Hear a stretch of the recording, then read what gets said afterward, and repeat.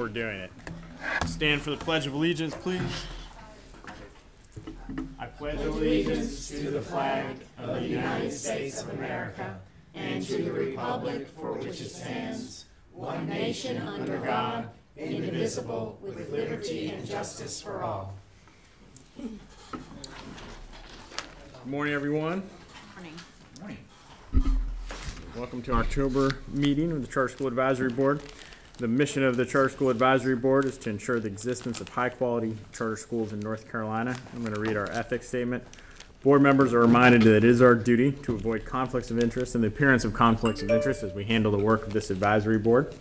Does any member of the advisory board know of any conflict of interest or any apparent conflict of interest as we handle the work before the board today?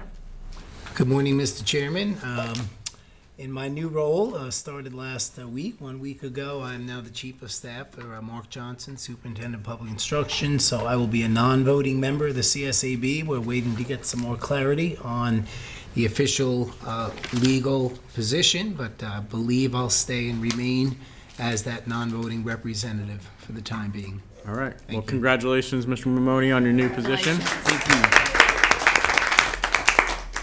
Mr. Mamoni, how would you prefer to be addressed? Your Eminence? No, Mr. Mamoni is just Chief? fine. Can we call you Chief Mamoni? Chief Chief Mamoni. works. Tony Hilton always called me Chief for some reason. I don't know Chief why. Maybe I had a Mamoni. premonition. I'm not sure. I am going to recuse myself from any discussion and voting on Research Triangle Charter. That the Board of Healthy Start is also the board of that school. If at any time during the course of the meeting you become aware of any conflicts of interest or any apparent conflicts of interest, please bring those to the attention of the chair. It'll be your responsibility to refrain from discussion on the matter and from voting on the matter. Okay, at this time, I'll hear any discussion or a move to approve the September minutes. I move it. I second. All right, so Sherry moves and Linda Lynn seconds. Any discussion on the September minutes? All right, all in favor? Approval? All right, motion carries. And as we're getting our Wi-Fi situated, we have 1 minute, and we're going to hear from Ms. Shonda Cooper on our renewal schools report.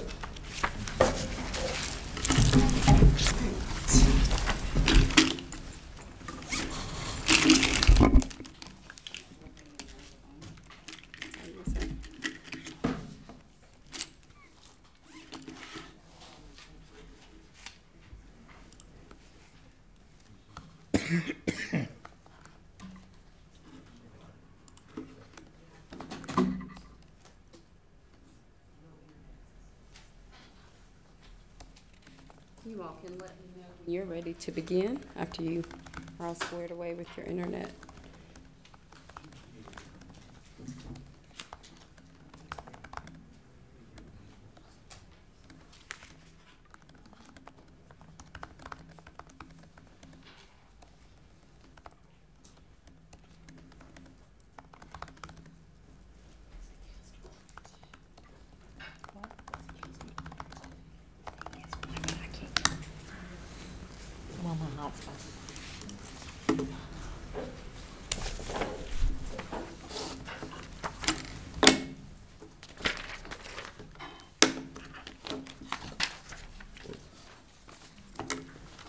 Make a motion to approve this.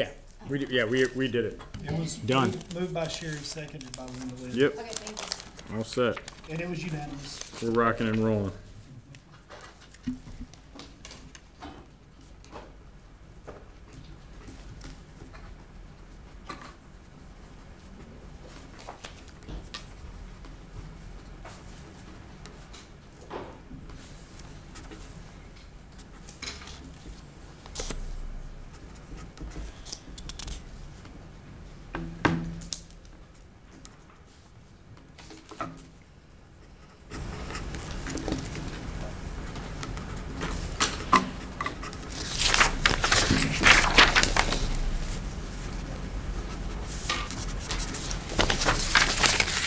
Are we ready, guys?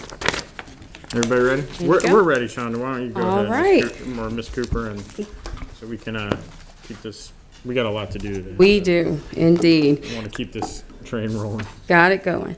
Good morning, distinguished members of the board. Today, I will present to you the 2019 renewal schools. There are quite a few schools, 33 to be exact, so I thank you for your time today. And I'm learning how to work this machine and do the presentation, so y'all just bear with me. There we go. So, can everyone hear me okay? Just want to make sure. Okay. So House Bill 334, Section 2 states that the charter shall be renewed upon the request of the school, not to exceed 10 years. And there are 3 reasons why a school may receive less than 10 years, and those items are listed there below. Each year that I give this report, I try to reflect on your questions so that I'm able to incorporate new information and to give you a more comprehensive report. This year, you will see 2 differences in the data that's presented on each school. So you will still, you'll see 3 years, but you'll also see an additional 2 years. So there will be 5 years of academic performance data represented on each data sheet for each school, but I will verbally report the comparables for only 3 years in keeping with the policy, the renewal policy.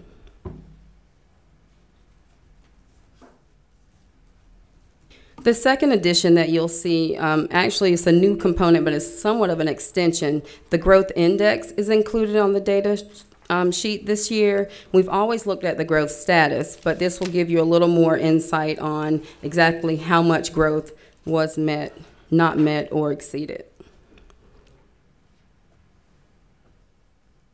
Because there are 33 schools, it seemed to be a good idea to maybe break this up into groups. So there's an order of presentations. The first set of schools that you'll see will be schools that have no other compliance issues, but all schools discussed today are pending the 2018 audit information. The second group of schools that you'll see will be schools that are low performing and continually low performing schools. Those schools have been invited to be here today from 1 o'clock to 4 o'clock, so you will hear from those schools this afternoon. And the third group of schools is a brand new category for us to renew, is the alternative school, which is on Model D. And it's 2 schools that fall into that category, and they had one additional step that all the other schools didn't have. They actually had a conference with myself as well as another member of the renewing team to discuss their status on each goal, each target goal as a part of their plan. Those PowerPoints are available in detail for you, but because of time, I will not read each PowerPoint. I will give you an overview of their targets and their actual outcomes for this year. So let's get started with the fun stuff. I will not read the entire list of schools, but you will see here the schools are listed in alphabetical order as well as their school number.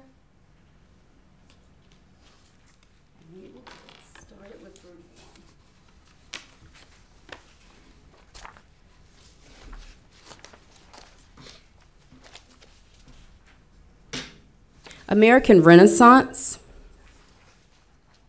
is located in Iredell, Statesville, opened in 1999, grades K-8. They're currently on a 10-year charter.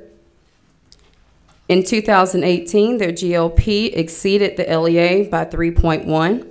In 2017, their GLP was at a deficit of 0.2.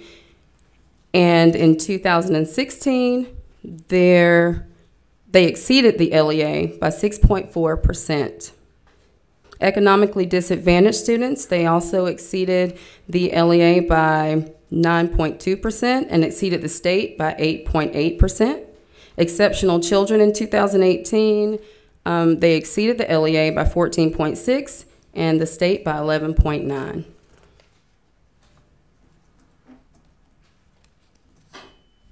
Anderson Creek Academy. And if I'm going too fast, please feel free to slow me down. Anderson Creek is located in Harnett County. They opened in 2014. They're currently on a 5-year charter. They serve grades kindergarten through 5th grade.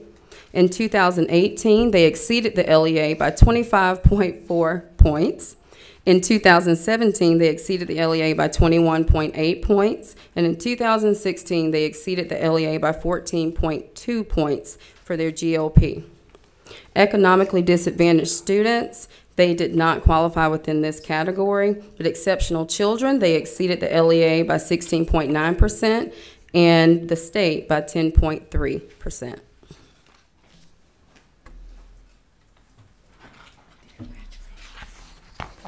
Bradford Preparatory School. Excuse me, Shonda, is that Anderson, is it located in a gated community? I think that was a criticism at the time, wasn't it? Sir. All right.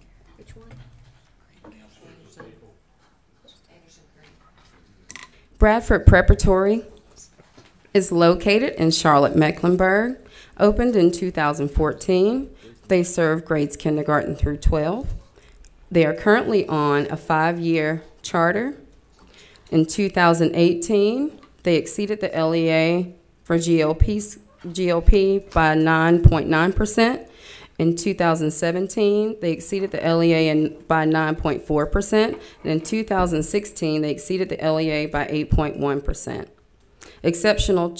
Economically disadvantaged students in 2018, they exceeded the LEA by 17.6%. And 18 exceeded the state by 18.0%. 2018 exceptional children, they exceeded the LEA by 11.1% and the state by 10.6%.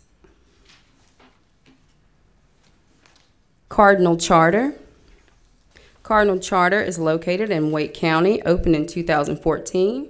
They're currently serving K-8, but they are approved for K-12. They're currently on a 5-year charter. In 2018, their GLP exceeded the LEA by 7.4%. In 2017, they exceeded the LEA by 9.1%. And in 2016, they exceeded the LEA by 9.3%. Economically disadvantaged students, they were exactly even with the LEA. And with the state, they were at a deficit of 4.5%. 2018 exceptional children, the school exceeded the LEA by 14.6% and the state by 19.0%. Carter Community. Carter Community is located in Durham County, opened in 1998. They currently serve kindergarten through 8th grade. They are on a 5-year charter. In 2018, they had a deficit of, the GLP was at a deficit of 17.9% of the LEA. In 2017, did I say 17 the first time? You said 18. Okay. 2017, the school performed at a deficit of 13.9% of the LEA. And in 2016, the school performed at a deficit of 7.4% of the LEA. 2018 economically disadvantaged students performed at a deficit of 5.9% of the LEA and 13.6% of the state. 2018 exceptional children, the school performed at a deficit of 4.6% of the LEA and 7.7% of the state. Yes. I am not sure. One of the things that maybe because of the timing, there were a couple of schools that kind of fell through. It's because they've exceeded growth. They exceeded growth. Yeah, but Yeah, they're not low performing anymore. Yeah, you can be a D or F and exceed and you're yeah. still low performing. And you'll see a little bit later, too, there's a school that is in the low-performing category that initially did not get a letter because they're C. So, good question. Envision Science Academy. Envision is located in Wake County. They opened in 2014. They currently serve grades kindergarten through 8th. They are on a 5-year charter. And in 2018, they exceeded the LEA by 14.6%. In 2017, they exceeded the LEA by 8.7%. And in 2016, they exceeded the LEA by 14.1%. Economically disadvantaged students' performance exceeded the LEA by 3.8%, and they were at a deficit of 0.7% of the state. Exceptional children in 2018 exceeded the LEA by 5.1% and also exceeded the state by 0.9%. Evergreen Community Charter. Evergreen is located in Buncombe County, opened in 1999, serving grades kindergarten through 8th. They are currently on a 10-year charter. Their GLP for 2018 exceeded the LEA by 16.5%. In 2017, they exceeded the LEA by 15.6%, and in 2016, they exceeded the LEA by 12.2%. Economically disadvantaged students in the year of 2018 exceeded the LEA by 3% and exceeded the state by 9.9%. Exceptional children in 2018 exceeded the LEA by 5.1% and exceeded the state by 0.9%. Forsyth Academy. Forsyth Academy is located in Forsyth County. Opened in 1999, serving grades kindergarten through 8th on a 10-year charter. Their GLP for 2018 was at a deficit of 3.3% to the LEA. 2017, a deficit of 4.8% of the LEA. And in 2016, a deficit of 9.8% of the LEA. 2018 economically disadvantaged students they excelled 9.7% of the LEA and also 1.6% of the state. Exceptional children, however, were at a deficit of 7.8% of the LEA and 9.5% of the state. Greensboro Academy. Allen, Greensboro Academy. So Greensboro Academy is located in Guilford County, opened in 1999, and they serve grades kindergarten through 8th, and they are currently on a 10-year charter. Their GLP exceeded the LEA by 34.8%. In 2017, they exceeded the LEA by 32.7%. In 2016, they exceeded the LEA by 30.7%. Clearly showboating, Chandra. I'm really concerned about that drop in the growth index. I mean, I'm thinking maybe 3 year with stipulations on this one. In 2018, their exceptional In 2018, their economically disadvantaged students exceeded the LEA by 28.6%, and they exceeded the state by 24.1% of the LEA. In 2018, exceptional children exceeded the LEA by 24% and the state by 21.4%. Invest Collegiate Imagine. Invest is located in Buncombe County, opened in 2014. They currently serve grades kindergarten through 12, and they are on a 5-year charter.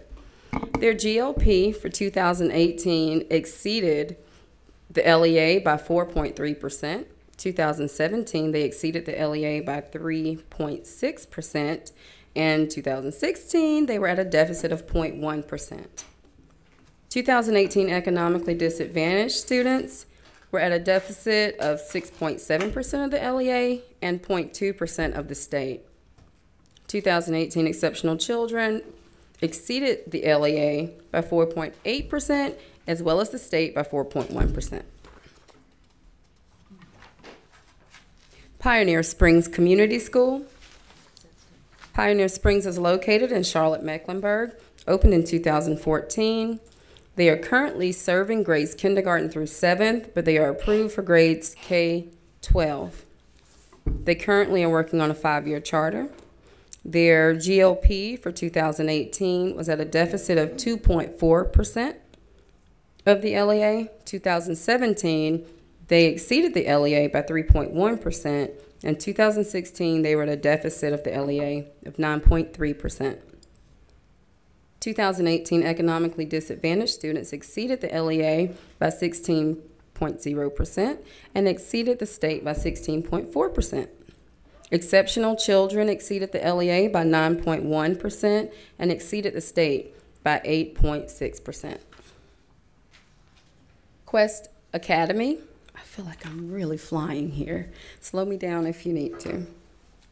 Quest Academy is located in Wake County. They were opened in 1999. They serve kindergarten through 8th grade. They're currently working on a 10-year charter. Their GLP for 2018 is greater than 29.2%. They exceeded the LEA, 29.2%. In 2017, they exceeded the LEA by 27.8%.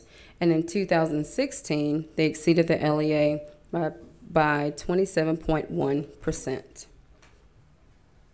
Economically disadvantaged students were not calculated for this school. Exceptional children for 2018 exceeded the LEA by 66.2%, and they exceeded the state by 70.6%. They're in Wake. Raleigh Charter High School. Raleigh Charter High School is located in Wake County. They opened in 1999. They serve grades 9 through 12. They're currently on a 10-year charter. Their GLP for 2018 exceeded the LEA by greater than 29.2%. In 2017, they exceeded the LEA by greater than 27.8%. And in 2016, they exceeded the LEA by greater than 27.1%.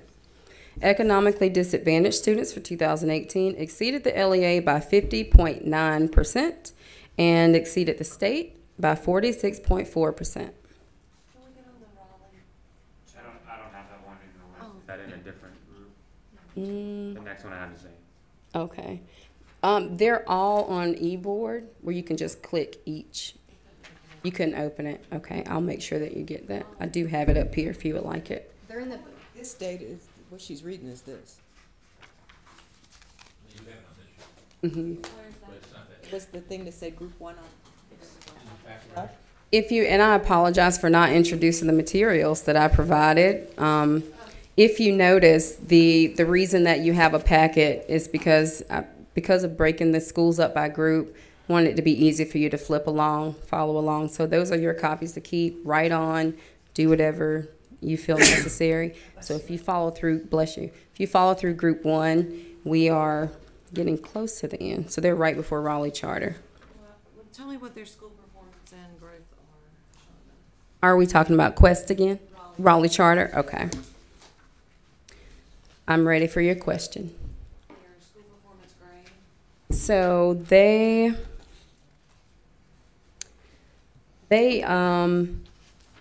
were greater than 95%, which is why it was, when I say greater than point whatever percentage, they were greater than 95% for 2018, greater than 95% GLP for 2017, and greater than 95% for 2016. Their growth, did they exceed? They exceeded growth all 3 years, and their growth index is well outside of the scope of the +2. They had a growth index of 3.24 for the first year, for 2018, a growth index of 6.3 for 2017, and a growth index of 4.9 for 2016.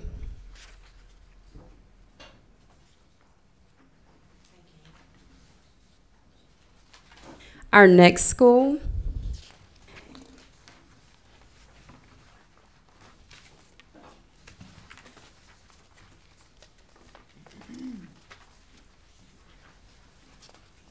and for whatever reason, we have 2 or 3 that are not pulling up here, but there are copies of all of these for you all, and they are located on eBoard, and we'll look into why, if you click them, that they're not opening, and I'll make sure that you have copies.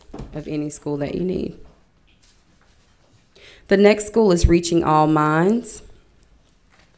And if you follow along with me on their data sheet, they are located in Durham County. They opened in 2014. They serve grades kindergarten through 7, and they're currently on a 5-year charter.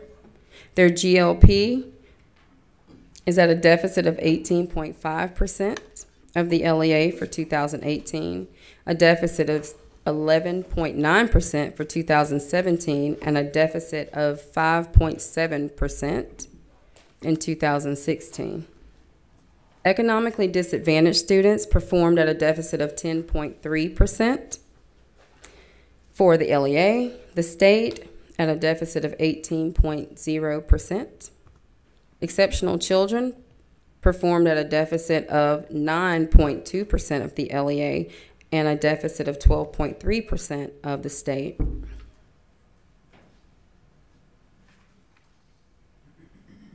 South Brunswick Charter. South Brunswick Charter is located in Brunswick County. Opened in 2014. They serve grades kindergarten through 5, and they're currently on a 5-year charter. Their GLP exceeded the LEA by 19.1%. In 2018, they exceeded the LEA by 21.5% in 2017, and they exceeded the LEA by 18.1% in 2016.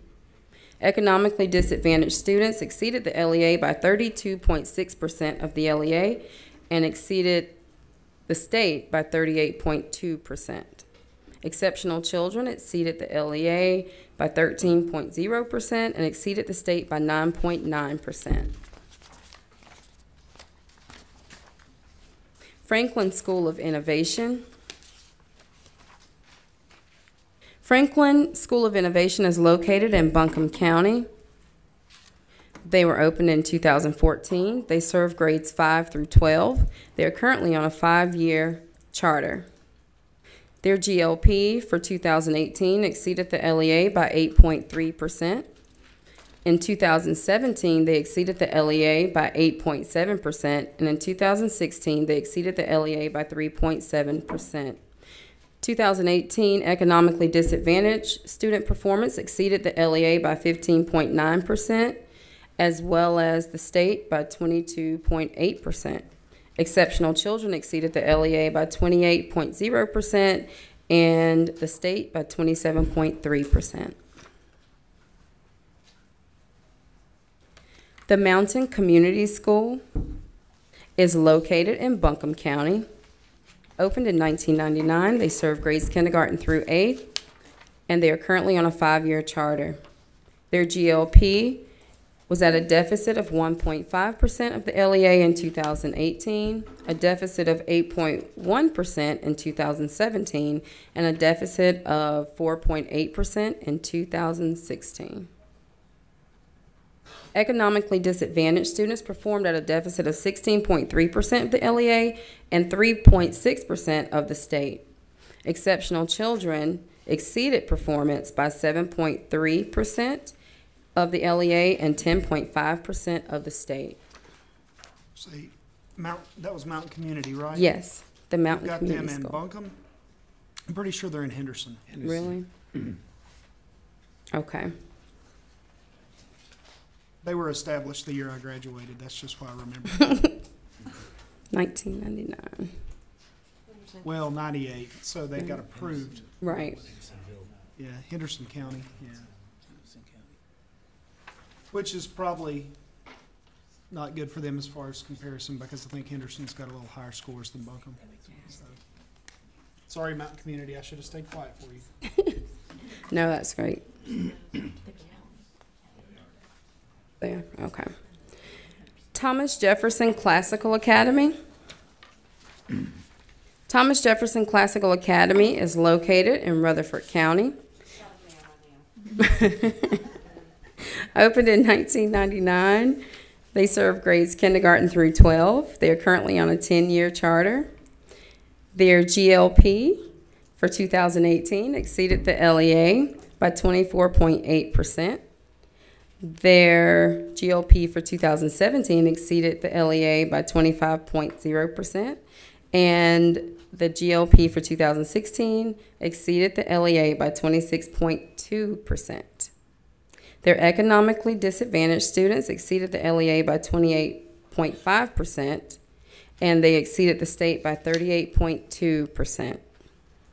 Exceptional children exceeded the LEA by 37.5% and exceeded the state by 42.5%. Shonda, one note of correction in there, the enrollment should be 1294. I'm not sure where that 1,040 number came from. Okay.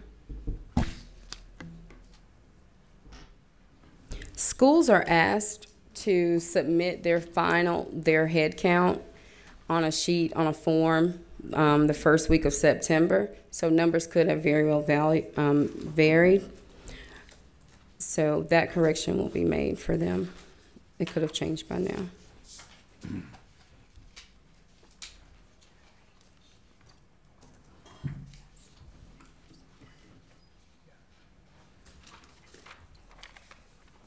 Okay. Thunderbird Preparatory Academy, which is now Lakeside Charter, is located in Charlotte, Mecklenburg, opened in 2014, serving grades kindergarten through 8th. They're currently on a 5-year charter. Their GLP for 2018 was at a deficit of 11.8% of the LEA, a deficit of 9.3% in 2017, and they exceeded the LEA by 11.4% in 2016. Economically disadvantaged students were at a deficit of 8.3% of the LEA and at a deficit of 7.9% of the state. Exceptional children were at a deficit of 4.5% of the LEA for 2018 and a deficit of 5% of the state.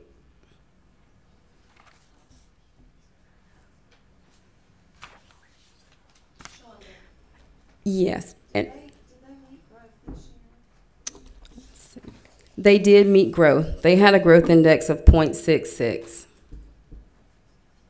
And just one correction for the Mountain Community School. It was calculated properly. It is located in Henderson County. That was an oversight just on the printout sheet. Okay. So the data is correct. Yes, the data is correct. I just see it. Okay. Yes, so everything is fine. We were gonna recalculate and present it to you before leaving today, but it is correct. Did you have any other questions for me? Okay. Their school performance was 48.1. Lakeside? Lakeside/Thunderbird. Letter grade. They are C, and they were a C the last year, or 2017, and then a B in 2016.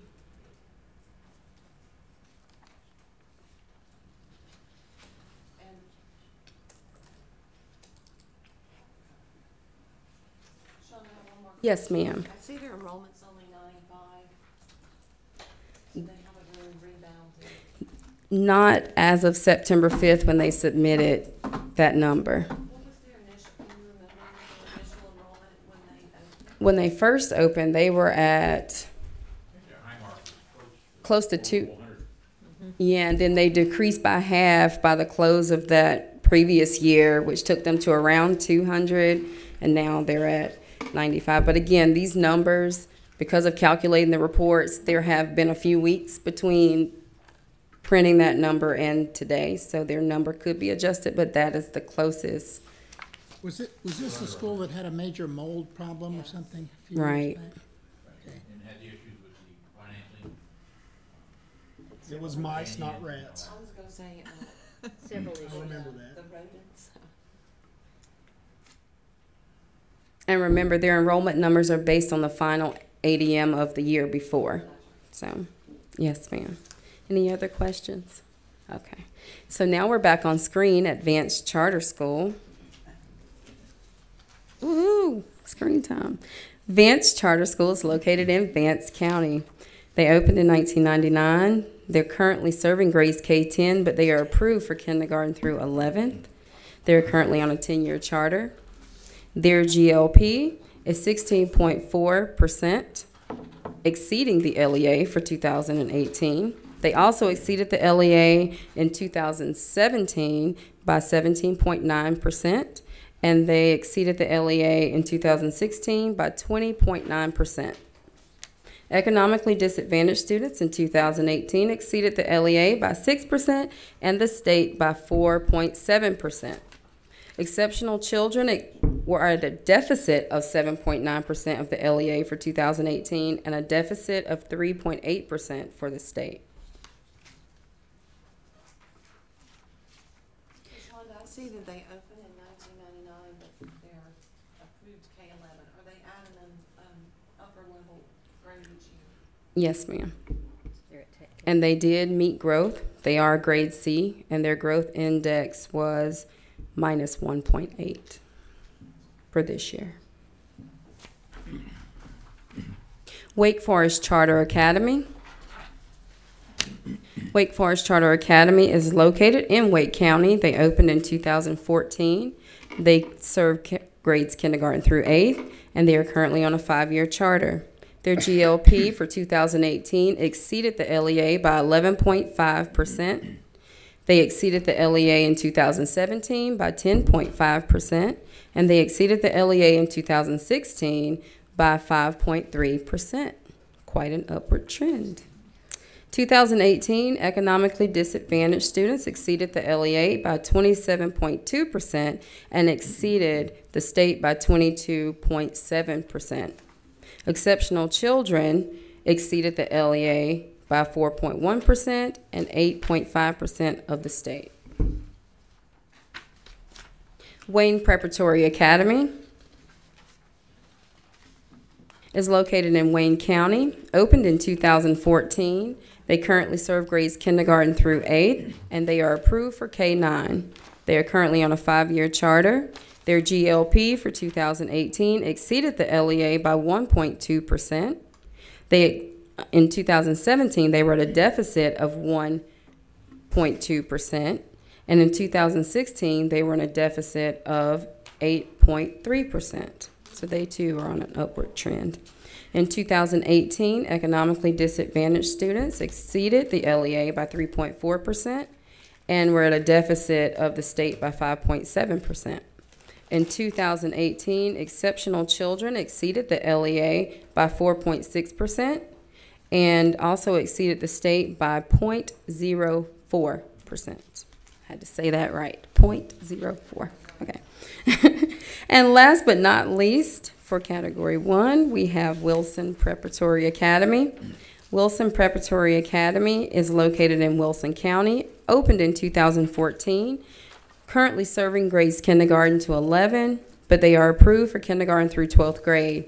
They are on a 5-year charter, and their GLP for 2018 exceeded the LEA by 15.8%. In 2017, they exceeded the LEA by 24.8%, and in 2016, they exceeded the LEA by 18.4%. 2018 economically disadvantaged students exceeded the LEA by 15.2% and exceeded the state by 18.8%.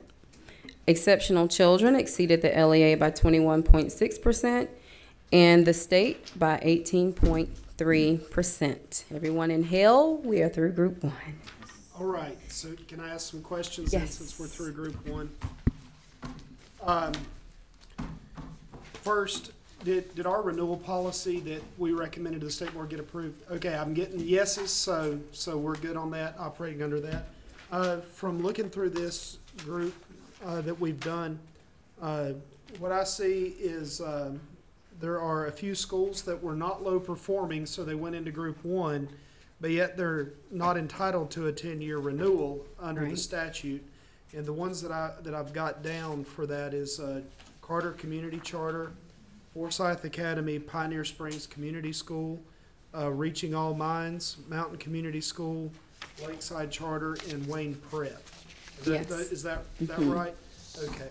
I just wanted to make sure so that when the time comes that we're inviting people for interviews. Yes, We've always traditionally done is unless they're statutorily entitled to a tenure, we interview them. that We're is correct. interviewing all Group 2 schools Today, that's correct. All right. Yes, Thank you. you're welcome. And also, if throughout for the next month, I'll be available for questions as you come to make decisions for December, your recommendation decisions. Stephen, would you go to those again? Could you go to that list again, please, Stephen? Go very slowly this time. Yeah, so I can. I went through that kind of quick. Carter Community Charter. Forsyth Academy. Pioneer Springs Community School. Reaching All Minds. Mountain Community School. Lakeside Charter. And Wayne Preparatory Academy. What renewal are you suggesting for them, or the I statute? think these are ones that we're gonna need to interview because the statute, all the rest of them that are in Group 1, except for those 7 that I mentioned, are statutorily entitled to a 10-year renewal unless there's some finding in the audit, which we're waiting on the audits to come back. So, but these, because for the last 3 years, they haven't been comparable to the LEA in all 3 of those years. They're not statutorily entitled to a 10-year. We may still give them a 10-year, but we have just traditionally always interviewed them when they're not statutorily entitled to a 10-year renewal. Okay, what about Collegiate Imagine, who had a compliance issue in academic performance? Would they still be statutorily entitled? Okay, where's this one at? Invest Collegiate Imagine. And also keep in mind, next month, you will hear about the financial history of schools. So all of that information will need to be taken into account as well. What were the, so it says academic performance is a compliance issue with Invest. Does that just have to be where they, what was the academic performance? Let me pull compliance them issue? up.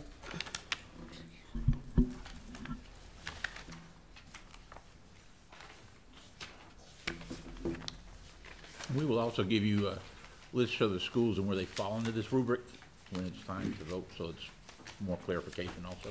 Yeah, they Where would, it's suggested that fall into. right, no, I'm sorry, continue. They would not fall onto this list based on what you're, So, thinking. so I mean, it says, just says school compliance issues, academic performance. I put, Is that- well, sometimes I put marks for myself to make sure that I ask schools, because there were 2 schools at one point, and now they are separate. They're not the same school. So Invest Imagine and Invest Transform are separate schools now. So I made a note just to make sure that I clarified and got clarity and understanding of everything as far as the separation and academics on both sides. What was the other one, Cheryl? Transforming Trans- Mecklenburg. Mm-hmm. Farms in Charlotte. Okay, so this one, there's not, They would be there are no fine. issues with Mhm. this, okay. I just always like to make a mental note if there's anything that has gone on during the process to kind of check. Okay, so just those 7 then are ones that we'll need to interview. Okay. Shonda, did you say there were 23 schools in Group 1? I did not, there's a total of 33, and there are 8, so yes, that would be correct, because there's 8 in Group 2 and then 2 in Group 3, so it'll be 23 schools.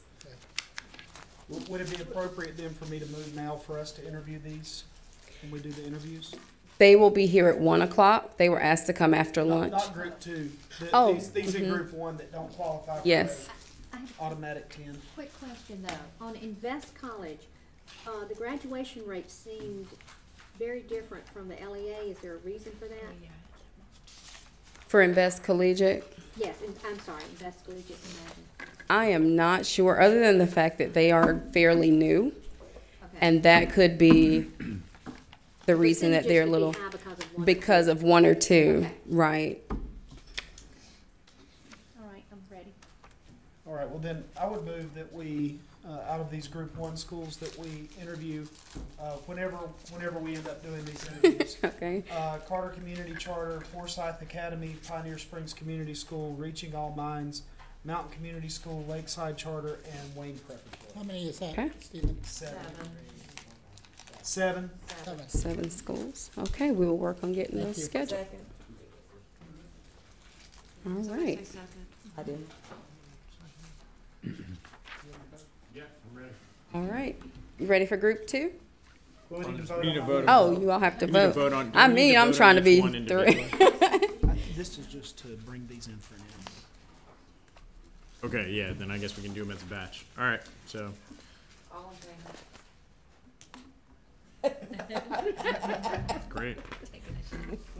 All right, great. Good job, Sherry. Sorry, Al. No, you're good.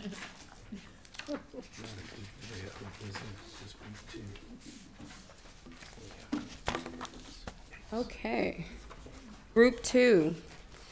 These schools have shown up on the low performing or continually low performing list.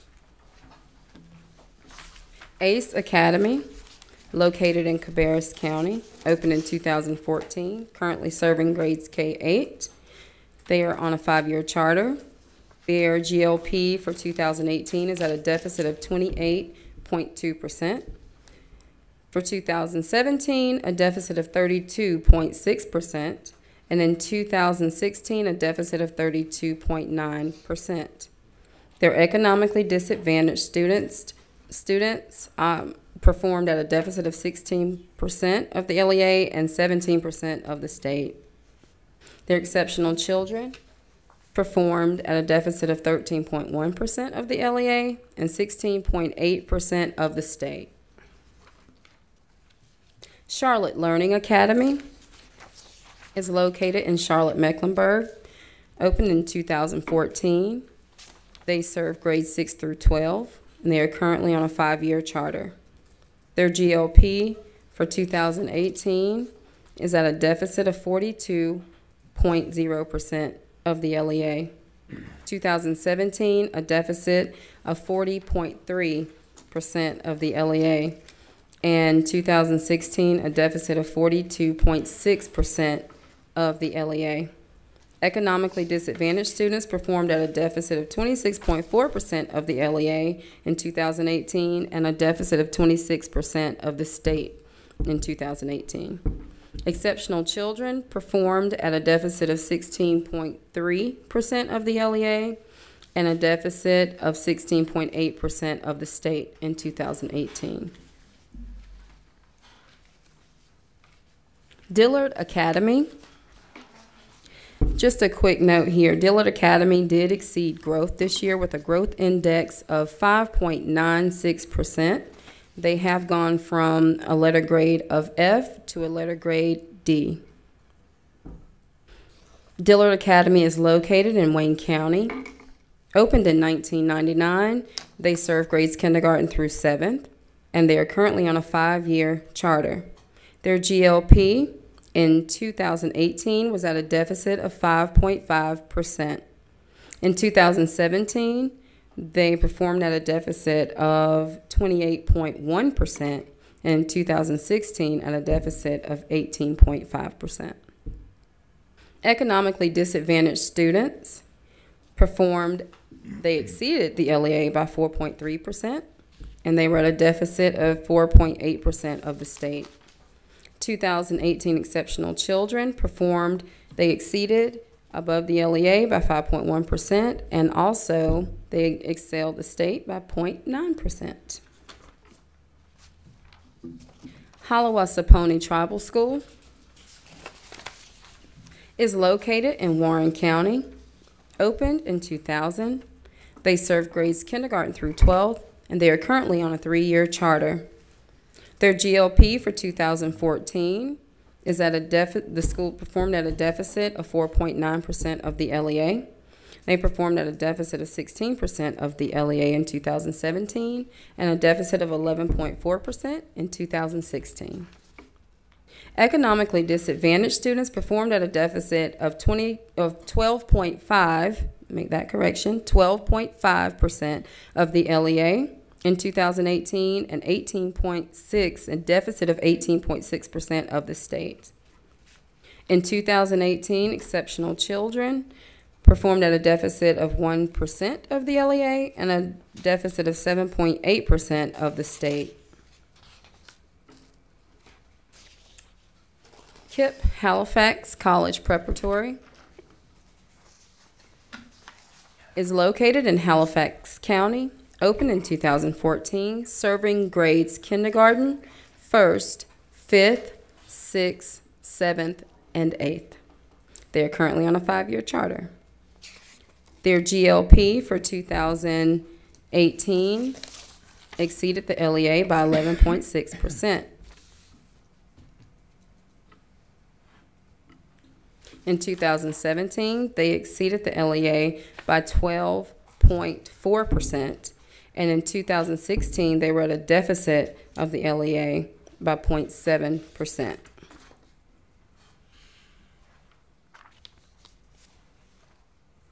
Research Triangle Charter. I want to go back to KIPP real quick. Unless I'm reading this wrong, they would still qualify for an automatic 10-year charter. They've been comparable.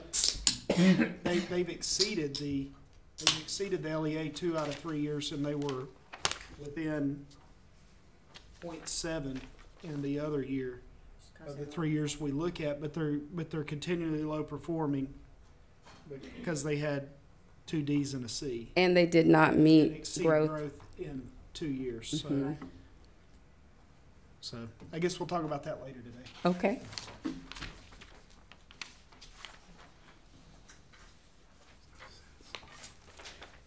Did I stop at Research Triangle Charter?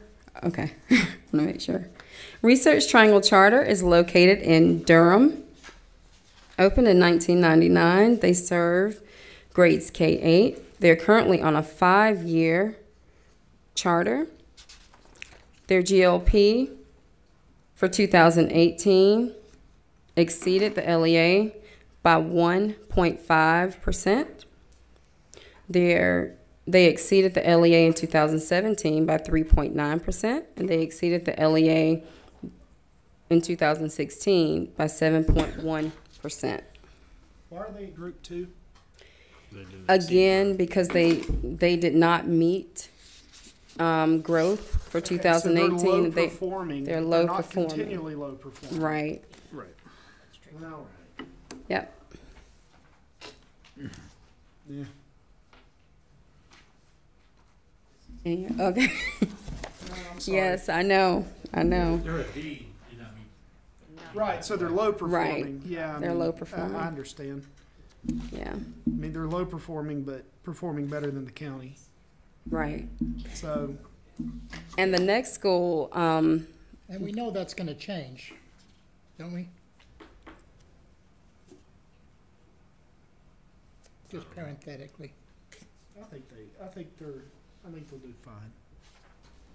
so the next school is another example of how this, the Capital Encore originally did not receive a letter to come in and actually talk to you all because they are a performance grade of C now, and they did meet growth. Their growth index was 1.55 for this year. And, but they were asked to come, so they will be here this afternoon because they were on the continually low performing list. So that kept them in category 2. Because of their prior years, they were a D, and they have to have, right. So a lot of it was just a matter of being caught, making sure the guidelines were the same for everyone and putting them where they fell into place. The Capital Encore is located in Cumberland County. They opened in 2014. They are approved for kindergarten through 12, but they are currently serving K-8, and they're on a 5-year charter. Their GLP is at a deficit of 4.3% of the LEA for 2014. They were at a deficit of 10.4% in 2017 and a deficit of 13.3% for 2016. Their economically disadvantaged students exceeded the LEA by 1.4% and exceeded the state by 3.7%. Their exceptional children in 2018 exceeded the LEA by 3.7% and exceeded the state by 1.6%. United Community Charter is located in Mecklenburg County, Charlotte, Mecklenburg. They opened in 2014. They are currently serving K-6, but they are approved for K-8. They are on a 5-year charter. Their GLP for 2018 is a deficit of 16.1%. Their performance for 2017 is at a deficit of 18.5% of the LEA. And their performance in 2016 is a deficit of 15.5% of the LEA. 2018 economically disadvantaged students performed at a deficit of 14.8% of the LEA and a deficit of 13.6% of the state. 2018 exceptional children performed, they excelled or exceeded the state 26.5%. 26.0% of the state and 26.5% of the LEA. They exceeded. Does anybody know what percentage of Charlotte Mecklenburg schools are students with disabilities? We can look that up. I figured somebody might know. I thought 22% seemed, 22% for the school seemed pretty up there, pretty substantial population there. And doing well with those And to students. exceed by Yeah. 26% is pretty awesome. Yeah. And that was one of their discussion topics during the renewal visit, because we noticed that they had quite a bit of area set aside, and because they have done well, they get, parents draw to the school. So, yeah, they have a high I noticed percentage. their enrollment going up too, and I was wondering how much of that is EC students with disability Yeah. population. That is the conclusion of Group 2. Any notes, comments, or anything for Group 2? We're seeing all them today. Yes, you will see them this afternoon All right. with their school improvement plans. Last but not least is Group 3. And Group 3, this is our first time renewing an alternative Option D school. There are 2 schools. The first is Commonwealth, but I'll go in the other order because Stewart Creek is already up. So, would you like to hear their mission statement, or would you like to just review it? Okay, I have their mission statement here. Their mission is to provide students who have dropped out of school or are likely to drop out of a non-traditional learning environment in which they are able to earn a high school diploma and be prepared for post-secondary success. So, Stewart Creek,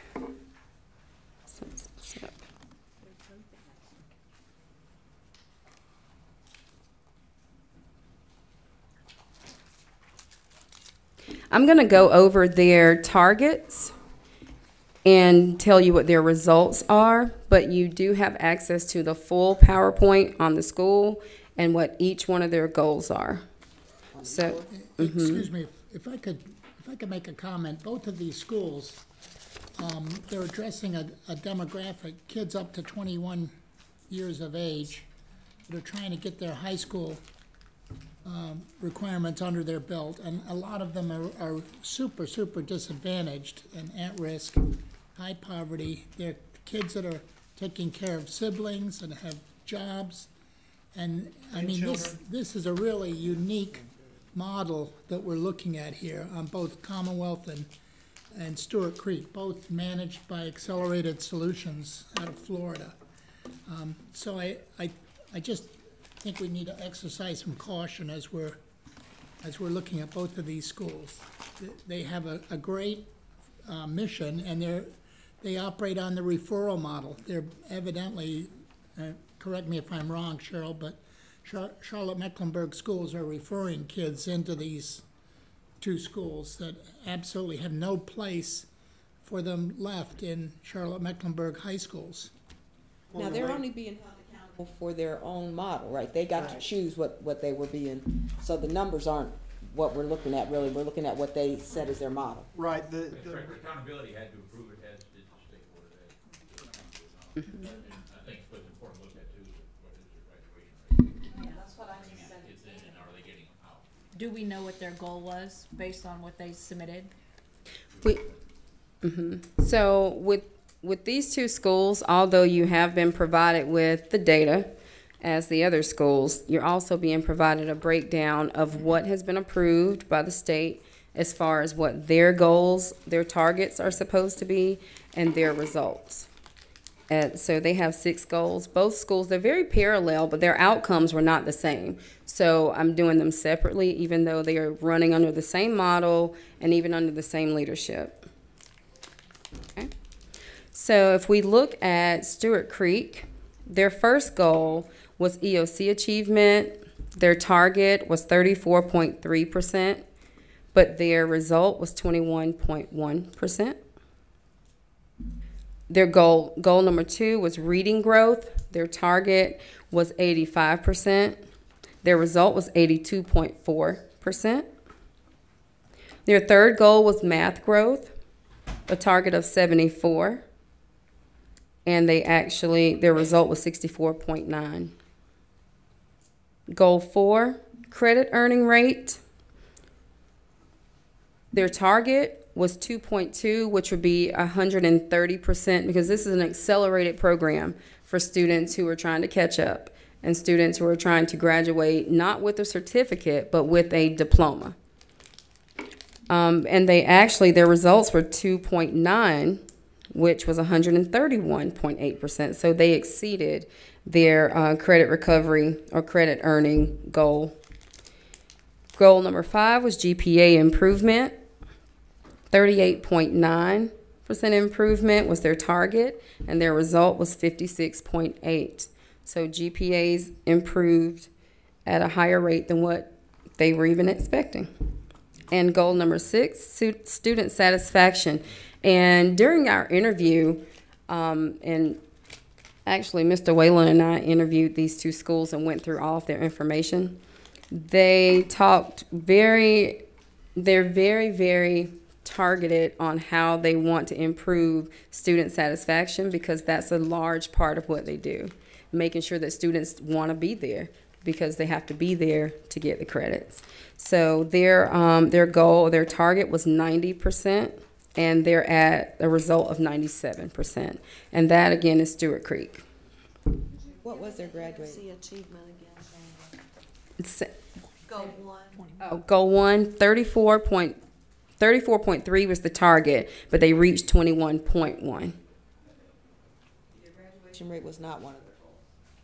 It was not listed as one of their 6. What was their graduation rate? or even how many students graduated, I'd like to know that too. Stewart Creek.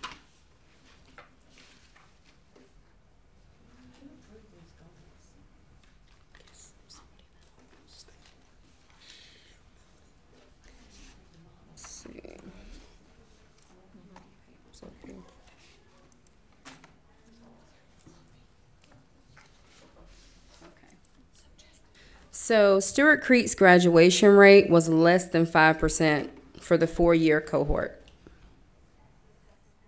And now, how many students graduated? Do we know that?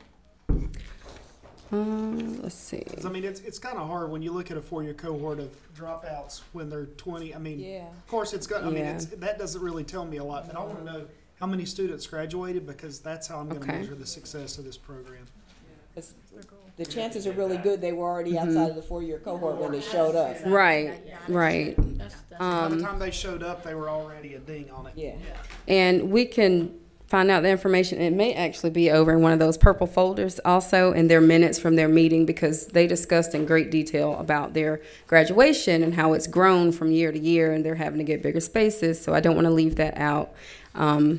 So after we break, I'll come back to you with that information if that's okay. Steve, I think you're exactly right.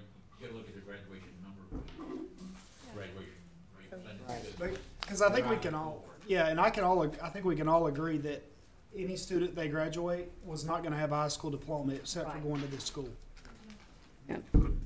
Yeah, and if I could make an observation too, some of them are only coming in with less than half of their high school requirements.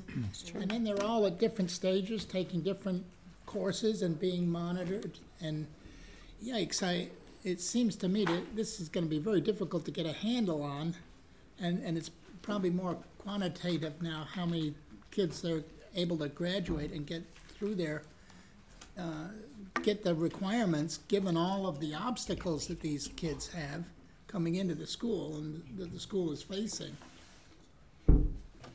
Again, we need to kind of change our way of thinking a little bit with both of these schools. Is that their graduation? Oh, I'm sorry. Yes, that was their first graduation. Wow. That's good enough for me. Yeah. Yeah. I mean, we're supposed to, when we evaluate these schools that are on the alternative accountability, our renewal policy says that we evaluate them based on their accountability model that's been approved. So it's been approved by this board, it's been approved by the state board, and by accountability. And it seems like they're meeting it. And I know we've talked these schools to death. Yeah. But I mean, they're providing a service that otherwise all those students would be high school dropouts. And they, I will say this is one type of school that's been very beneficial to go and visit, because you actually get to walk around and see what the kids are doing and to see their progress notebooks and to see them checking on their own progress throughout the day. It was a really enlightening experience to be able to go and actually see what they do day to day and to spend the day with them. That side has their goals and how they, Oh, okay. Yeah. So that total, okay. Just trying to figure out what the total. So whatever specific questions you have, I'll write those down, and then when we go to break, I'll contact the school and we can try to figure out any additional information that you might want to have. And it might be in that folder back there on the table too, so. Let me just make the comment that these schools are really a benefit to the district schools. I mean, they really are providing a service for the state. And I think they're a great idea. One further observation, then I'll be quiet. But Charlotte Mecklenburg schools, there's no incentive for them to not refer these kids to Commonwealth and Stewart Creek. And these kids are going through, I mean, these are the underdogs of the underdog kids. And they're going through metal detectors to get in the school. They're coming from really hardscrabble backgrounds and neighborhoods. And I think Lindelin is absolutely right. These schools are providing such a service to us in the state, and whatever the number of these kids they get through, I think is a boon to us all.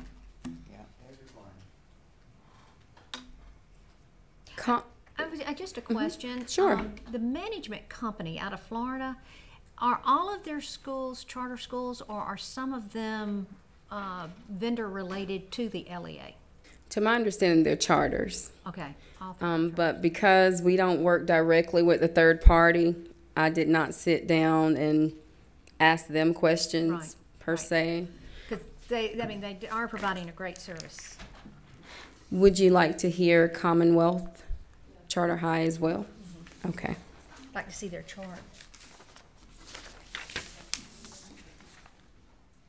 So Commonwealth, the mission is the same: to provide students who have dropped out of school or are likely to drop out with a non-traditional learning environment in which they are able to earn a high school diploma and be prepared for post-secondary success. Thank you, Ashley. Goal 1 for Commonwealth, EOC achievement. Their target was 34.3. Their result was 7. What? Wow.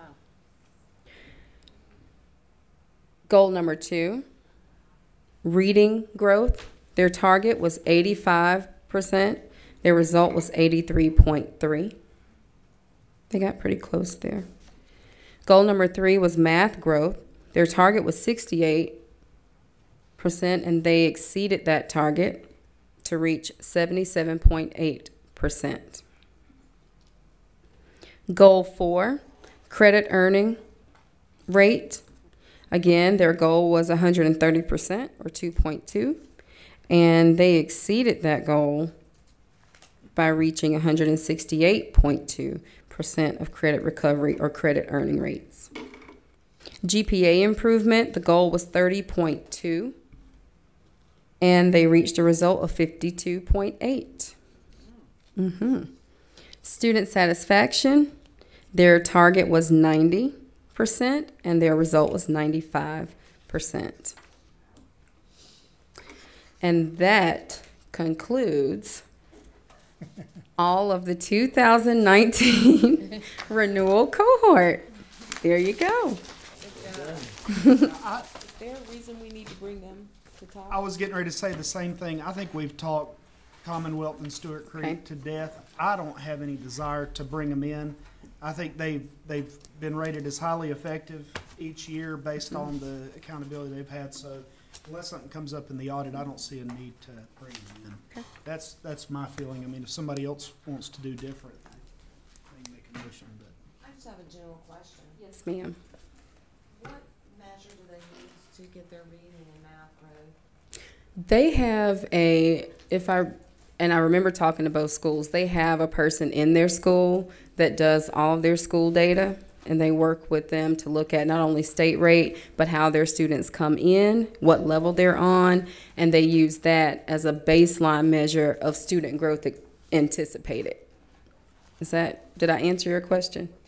Sort of, because I'm just looking at, student achievement is 7%, but we have 83 and almost 80% making growth, which is still possible in reading and math, but there's a big disconnect. Just thinking out loud. Thank you for your time today. You went over time. Stephen, are you motioning something, or? No. Okay, we are a while behind here, so let's take a 5-minute break, because we probably need to take a quick break, and let's start connections at 10:20, Go down there to visit. and then we'll just take some time, I think, in the Stewart Creek in West Charlotte. Major bus. All right, so 7-minute break, 10:20. Is that? Clothing, Still not working? confiscate their cell I mean, I can't do it.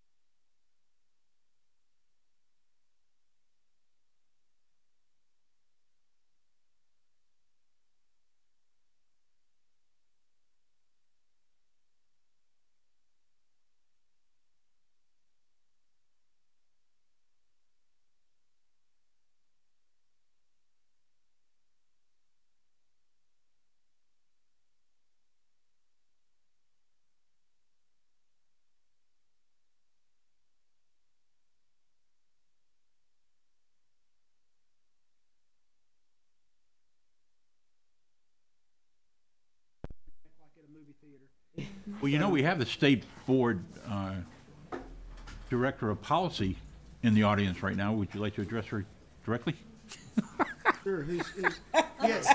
Dr. Deanna Townsend I'm not Smith? gonna make it a motion, but I'm gonna just make it a request, and I mean, you could go to Sam's, and so for $1,000, you could have 2 TVs with the stands, to put up, to mount there on the ceiling so that we could see the presentations without having to move. I'll see what I can do. Thank you. And I've only made that suggestion, I think, this is probably the 99th time, so.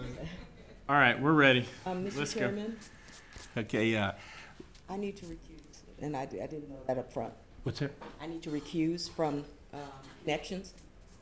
All right, let the record show Ms. Turner is recusing. And actually, this is going to be more of a demonstration than won't be a vote, but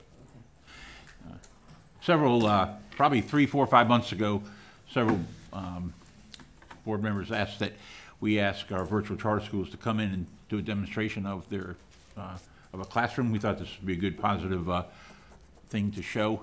So, in the first school up will be North Carolina Connections Academy. Good morning. Good morning.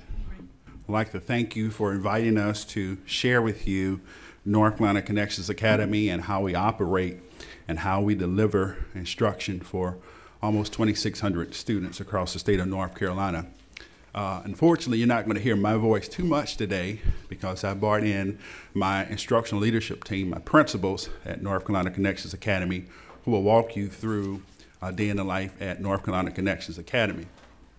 Today you'll be hearing from Mrs. Jarita Walden. Mrs. Walden is a North Carolina native. She finished up her undergrad at UNCG and her master's at NC-A&T. Has over 10 years experience in education, leadership. Mrs. Demina Blunt, East Carolina University graduate, has over 16 years experience in charter school education. Did some wonderful work at a charter school in Charlotte, Mecklenburg. And then Christina Robinson, undergrad at North Carolina Central and graduate work at UNC Chapel Hill. She leads our high school and has over, actually one of the founding principals at North Carolina Connections Academy. And of course, Nathan Curry, I've seen you quite a bit. I like to always start off with our mission. Our mission is what drives us day to day at North Carolina Connections Academy. As you hear from our instructional lead team, you're going to see and hear how that mission resonates through our instructional program. I would like to say there in the picture on the bottom right, we had our first graduating class. Although we were K-11, we had about 7 students who finished through the virtual platform. They received enough credits to graduate early. So we did have an early graduation this past year. We're really proud of that, and I think that's the ultimate goal in education. I'd like to talk real quickly about our demographics. Here you will see the percentage of students that come to us from other schools. Would also like to say that as far as our staff, we are 100% certified staff, which is really unique for charter schools in North Carolina. As we know, the statute allows up to 50% of staff to be non-certified. At our school, we are 100% certified. So without further ado, I want to bring up my leadership team to further guide you in the mission and purpose and the drive for North Carolina Connections Academy.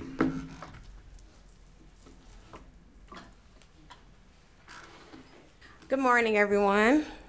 Christina Robinson, high school principal. So with North Carolina Connections Academy, it really is a partnership. We need the partnership in order to do what we do every day. And so it's a partnership between our parent, our student, and our school. We have several communication modes, some of which I believe you all have the data of how we're communicating with our students and our parents. But primarily, we communicate with our students via phone conference, via live lesson, which you're going to be able to see today, and webmail communication, which is our internal server. We also host several field trips, more you'll hear about a little later, and face-to-face experiences where we're able to offer instruction for students and be able to support them. We also have a counseling team, much like the brick and mortar schools, that offers counseling to our students. As you may know, the demographics of our students is very vast when it comes to anxiety, students who come to us for various reasons. And so our counseling team is very supportive and is definitely needed in the virtual environment. We also offer school clubs for students. I'm very happy because we have a student government association, everything from that to a chess club to a National Junior Honor Society and National Honor Society, and the list really goes on and on. We also have an award-winning Science Olympiad team, both in middle and high school, and believe it or not, they're able to compete face-to-face and actually win. We also offer virtual recess for a lot of our students to help with that social connectedness piece. I'll just leave it at that. And then we also have an intervention team. We actually have several intervention teams based on the fact that we have a lot of needs in our school, from academic to behavioral. Much of what we see at our school that needs the intervention is a behavioral intervention. Well, you say, well, they're online. What does that look like? Well, it's not necessarily fighting and those types of things, but it's work avoidance mechanisms. They don't want to talk to anyone. They don't want to sit and do their work.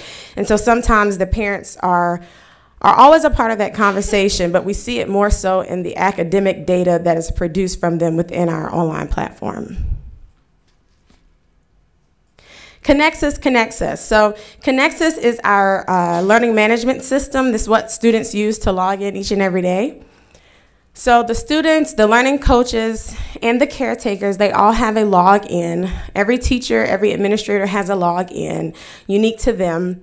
We're able to see when students are actually accessing lesson material. As you know, one of the major reasons why people will come to NCCA, just one, is the flexibility that it offers. And so, in hearing some of the presentations earlier, we do have a lot of working students and students who are parents, specifically in high school. I can speak to that. And so students are able to log in and access assignments anytime, anywhere. Teachers do work regular off hours, just like the regular brick and mortar setting, every single day, and are expected to teach every single day and be available for students every single day. We also log that communication, so everything is logged in our platform. I alluded earlier to socialization and connectedness. We have field trips, sometimes 1 to 2 field trips every week, somewhere in the state of North Carolina. So we've been to tons of places all across the Tar Heel State where students are able to come and connect with each other. Most of those trips are academically focused trips.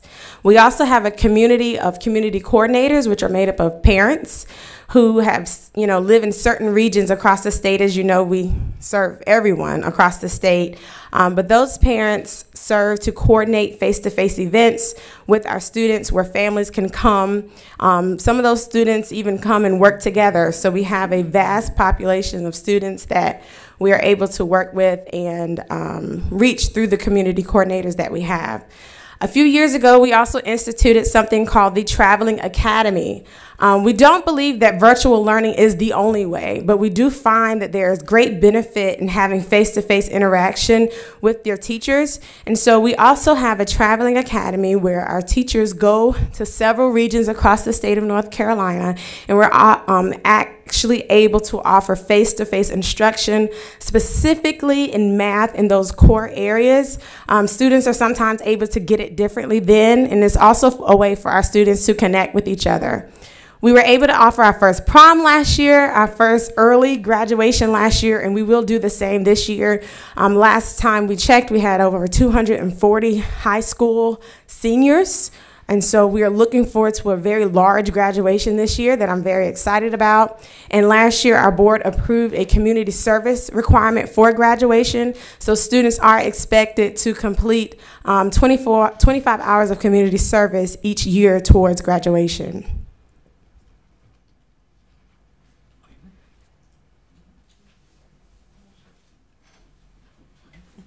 All right, so what does an average day look like for an NCCA student? If you look to far left, we have our elementary student. All the way up to the right is a high school student.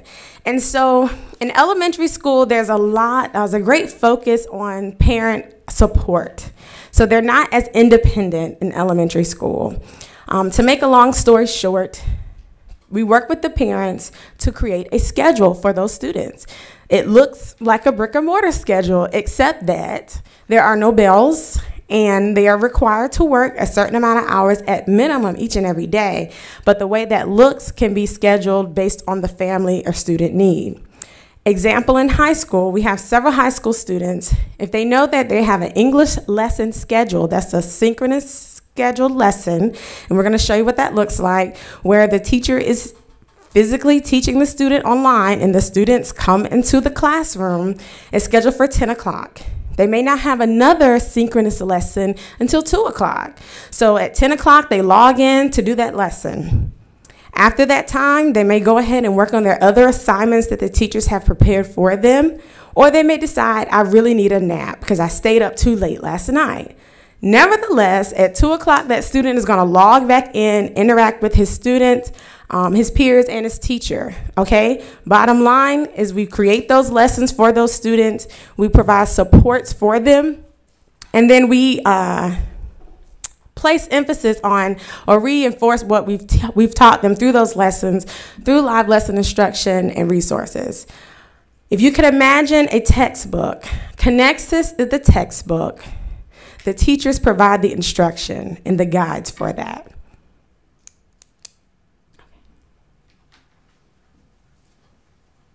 Good morning, I'm Jarita Walden, principal of kindergarten through 5th grade and state testing manager for our entire school. I'll speak to you this morning about teacher growth and accountability. One of the things that I think is important to note, it was mentioned earlier, that we have teachers who are all certified in the state of North Carolina with a vast majority of experience in North Carolina. We have veteran teachers, very few beginning teachers, but we do have some. And in those years of experience, we have some who have taught in Wake County, Durham County, some that have been on the coast, some that have been near the mountains. So we have lots of experience, different types of experience at all levels as well. We have included in that a special education department of teachers who are also all certified in the state of North Carolina with various experiences as well. We offer what's called Career Ladder at our school, and with that is the opportunity for teachers to serve in some sort of leadership capacity.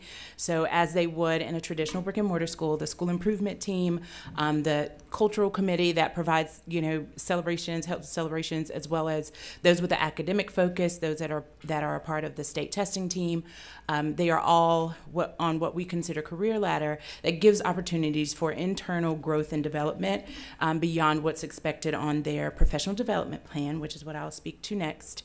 We use the NESIS tool for professional development plans, as do several schools in North Carolina. With that, we spend a lot of time just kind of looking at our school improvement plan, what those goals and what those focuses are for the next year, and then align our professional development plans with, of course, what the needs of the individual teacher are and what the needs of the entire school are.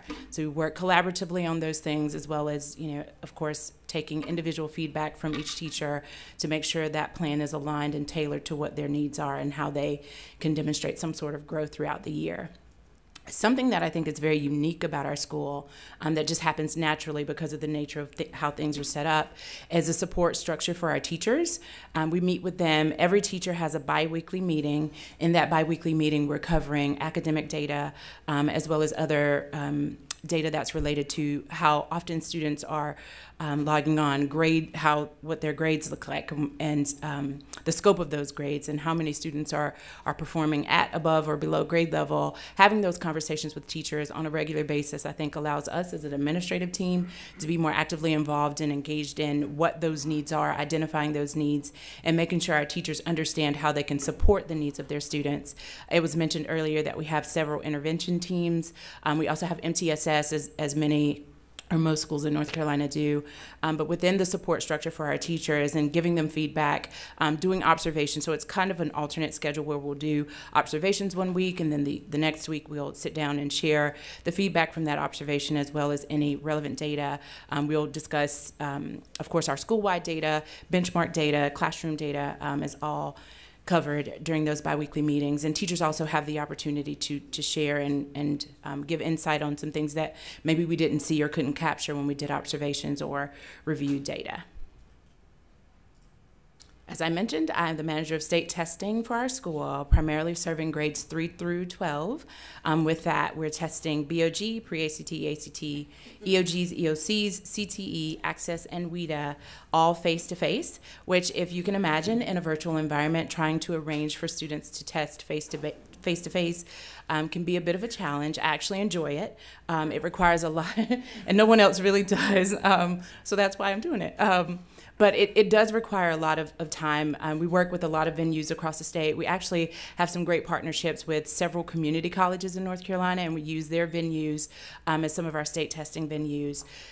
We start state testing in September with BOG, and we end in June with EOGs and EOCs, as well as CTE. But there's testing happening all year long. So if you can imagine, for pre-ACT, which is coming up in a few weeks, we have about 270 10th grade students that are all across North Carolina. We typically have 10 to 12 test sites, and the students will come out to those test sites.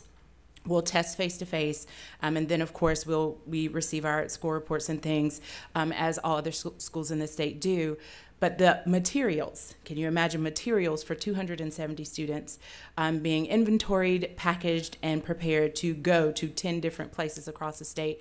As the manager of state testing, I'm responsible for every one of those answer sheets and every one of those test booklets. So when they leave the building, they're leaving in very secure fashion, and I'm expecting them to be returned in that same fashion. We've been able to, over the course of our 3 years of testing already and going into our 4th, we've been able to maintain the security of all those documents, and we have not lost anything. Of the over 4,000 test books and answer sheets that went out last spring for spring testing, they were all returned and submitted to the state, and we received the score reports for all those things. We often, throughout the year, are able to use our own staff for proctors. So for BOG, pre-ACT, ACT, because of the volume of students we're testing, and it's fairly low compared to the spring, we're able to use staff proctors. And the spring, though, because we're testing, this year we'll be testing over 2,000 students face-to-face across North Carolina, we have to solicit some support from the community. So we will secure outside proctors again this spring. Of all the things that are done with testing and of all the challenges that we face as we're preparing to bring students in to test with us, I think our students with accommodations and their needs are great. And so trying to plan for a student who, if we were just bringing all 270 of those 10th graders for pre-ACT to those 10 test sites and shipping out their materials, that may not seem too challenging. But when you think of those 270, I have about 27 students in that 270 that have accommodations, some of which have to test alone, which means that I have to have a separate space for them to test. This testing takes up quite a bit of our school budget just by the sheer nature of the volume of students we're testing and the needs of the students. But when we're planning for students with accommodations, you know, we have students who have, we have quite a few students with diagnosed, some not, anxiety, as that was mentioned earlier. We have students that are medically fragile that make it difficult for them to physically come, but we're required to, so we have to do what we can to get them there. And if you could also imagine, all year long, you're learning virtually. You're in the comfort of your home or wherever your family has chosen for you to do school. And at these different times of the year, you're expected to come face-to-face with people that you may not have ever seen before. If you're not attending the face-to-face functions that are happening throughout the year, it may be the first time. So if you can think of a 3rd grader coming for BOG at the beginning of the school year, having never taken a state test before, that super anxious, parents are super anxious. So we're doing all we can as a school to make sure that we, as they get to the venues that we're testing, that they feel welcomed and that they don't have to, and we try to encourage them to not be nervous and to not worry. But it is difficult when you have an 8-year-old in a room with other children that they've never seen or met. So we're working with them, and of course that's when our counseling and support from counseling and other teams on our school really come into play. Our special education department and 504 really come into play because the needs are really great when it comes to our students with accommodations and state testing. Thank you. I have a question. Sure. With testing, what moves are you making towards doing the online? So we actually tested a student a couple weeks ago that needed to demonstrate, that wanted to do credit by demonstrated mastery, and they tested online. We are definitely, every year we're considering how we can do that. The primary concern, of course, is device acquisition, because we would have to get those devices bring them to our office in Durham, and then ship them out to, or not ship necessarily, but send them out with this site administrators at each of those 10 sites. So acquiring the devices for the volume of students we're testing and then getting them to the locations, but also the bandwidth of the internet and the different locations. It's difficult to say if they could handle, in Charlotte, for example, last year, we brought in over 600 students in our testing venue in Charlotte. So whether or not that particular venue or the multiple venues we use can handle the bandwidth that's necessary to test as many students as we're testing at one time is what has really posed a challenge. All students are required to have their own device. And you guys rent, or not rent, do you provide for some students? We do, but the devices that students use are desktops in their home. So, and we, of course, can't test them at home. On desktops? Yes. The majority of our students are using desktops. So that affects the mobility. I've got a desktop. All right, so we're Emma gonna. still uses the Pony Express, okay? So we're gonna show you all. We're gonna show you clips of a live lesson. Yeah. Yeah, you're gonna play. I'm gonna stop it.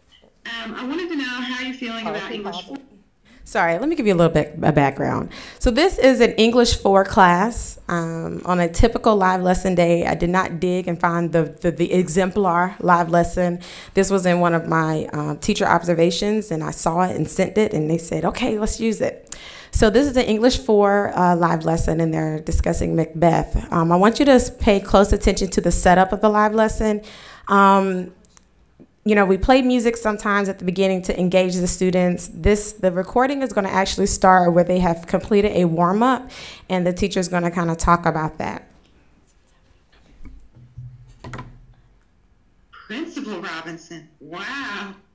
Okay, great. So take a look at the whole pods I've got going on here. I wanted to know how you're feeling about English 4. I'm going to broadcast the results so you can see. Seems like most of you are all on top of it, which is amazing, amazing. And 6 of you said you're following the course calendar. I hope all of you are following the course calendar because that's really important. We've been talking about it for like 4 weeks now. So super, super important. I see that some of you are overwhelmed and confused and behind. Those of you who are there, please, please, please stay for just a few minutes after live lessons so that we can chat. I want to help you. You can also click on the link up in the top left corner, and we can book a phone call so that everybody knows, you can reach me. Book a phone call, right? Click on it now. Click now. All right. That's okay, Christian. That's okay. All right, is everybody ready to get started? Okay. It works. That's what I love about it. So, remember the objective to help you understand how to be successful in English 4. Here are reminders. We've gone over these about 1 million times, but please make sure you understand. Can you hear me, Christian? Yeah? All right, so what's happening here, and I'm going to kind of fast forward this because we're short on time, but what's happening here is the teacher goes through and states the objectives just like we normally would in a regular classroom and talk about what they should know and is the essential question. If you can start at 7:30. And if you don't have it, sign up. All right, now, the meat of our live lesson today. We're going to be talking about tragedy, tragic flaw, tragic hero. I have 3 poll pods for you. You should have an idea of what these things are. So let me pull them up, and then we're going to talk about them. So the teacher is able to use poll pods to kind of gauge what students already know. 3 poll pods. Boom. Boom. All right. Take a look at these questions. Number 1, what is Macbeth's tragic flaw and how do you know? Number 2, why is Macbeth a tragedy? And number 3, who is the tragic hero and how do you know? I want you to take a minute and answer those questions. Just give me some answers here, and we'll talk about them in just a second. I'm going to put on some music for you while you answer. Everybody understand? Say yes. All right. Go for it. Answer. Let's get some music on. It's kind of quiet in here, and I am tired of talking. I don't want to hear my voice. Plays music and sings. It depends. So right now, this is our first year moving to a block schedule. This is the first year for high school. So this is our senior group. At that, there's 25 students participating. There's also another live lesson so we do 2 a week. And then we do tutoring. So all students don't go to all the same ones, although we highly encourage it. But if you were to watch the Hope clip, at the end, there are students who actually view the recording and participate later, and they're required to submit something so that we can get the data of whether or not they really attended or not.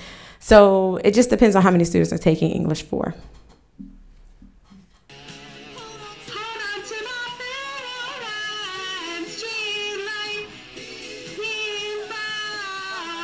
Yeah, so they sing and the kids love it. So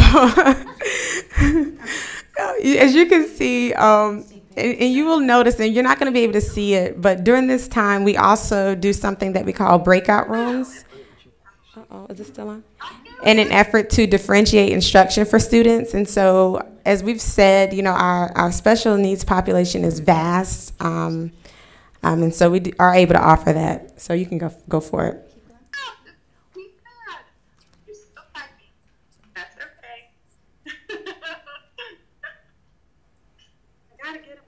Principal Robinson. Come on now. All right. So we're going to come back to these. I'm going to close them in 5 seconds. So if you're still typing, just hit enter. 5, 4, 3, 2, 1. All right. These are classroom management strategies, believe it or not. For now. We're going to come back to them in just a second and see what you said. So first, why is Macbeth a tragedy? All right, here is what a definition of a tragedy is, okay? That's okay, Christian, that's okay. Thanks, Ryan. It's okay. All right, so definition of a tragedy. A play dealing with tragic events and having an unhappy ending, especially one concerning the downfall of a main character. So my thoughts are, like, what are the tragic events? What unhappy ending do you think is going to happen? And how do you think Macbeth is going to fall? Let's see what you guys said as far as tragedy. How do we, all right, you can pause. How do we know that Macbeth is a tragedy? So what happens is she's going to go through all of the questions, and she's actually going to share the responses to the students. Students will typically use their microphones to discuss what has been shared or type in the chat pod. There's a portion where students actually work in groups. It's called breakout rooms. That particular portion isn't recorded because the technology doesn't allow for it to. It won't be meaningful though for those who watch the recording. So we don't record that part for the students. And then what we do at the end of the live lesson, if you could, 39, 35. What we do at the end of the live lesson, after they do breakout rooms, in this particular lesson, she did something called Flipgrid, which allowed the students to work in collaborative groups in a different platform. And then here is what an example of an exit ticket. Some of you may be familiar with the green, yellow, and red. You can play it. There. Number 2, yellow light. What did you want to learn about next time? Type something there. And then red light. What are you still confused about? Green light, yellow light, red light. Make sure you type in one comment for each of these chat pods. And when you are done, you may leave. Okay, so you can take a look at the screen as students are typing, but I wanted to really get you all give you all an opportunity to look at the culture that we create. Students don't work in this environment if they don't feel connected to their teachers and their students, or if they don't have the parental support at home.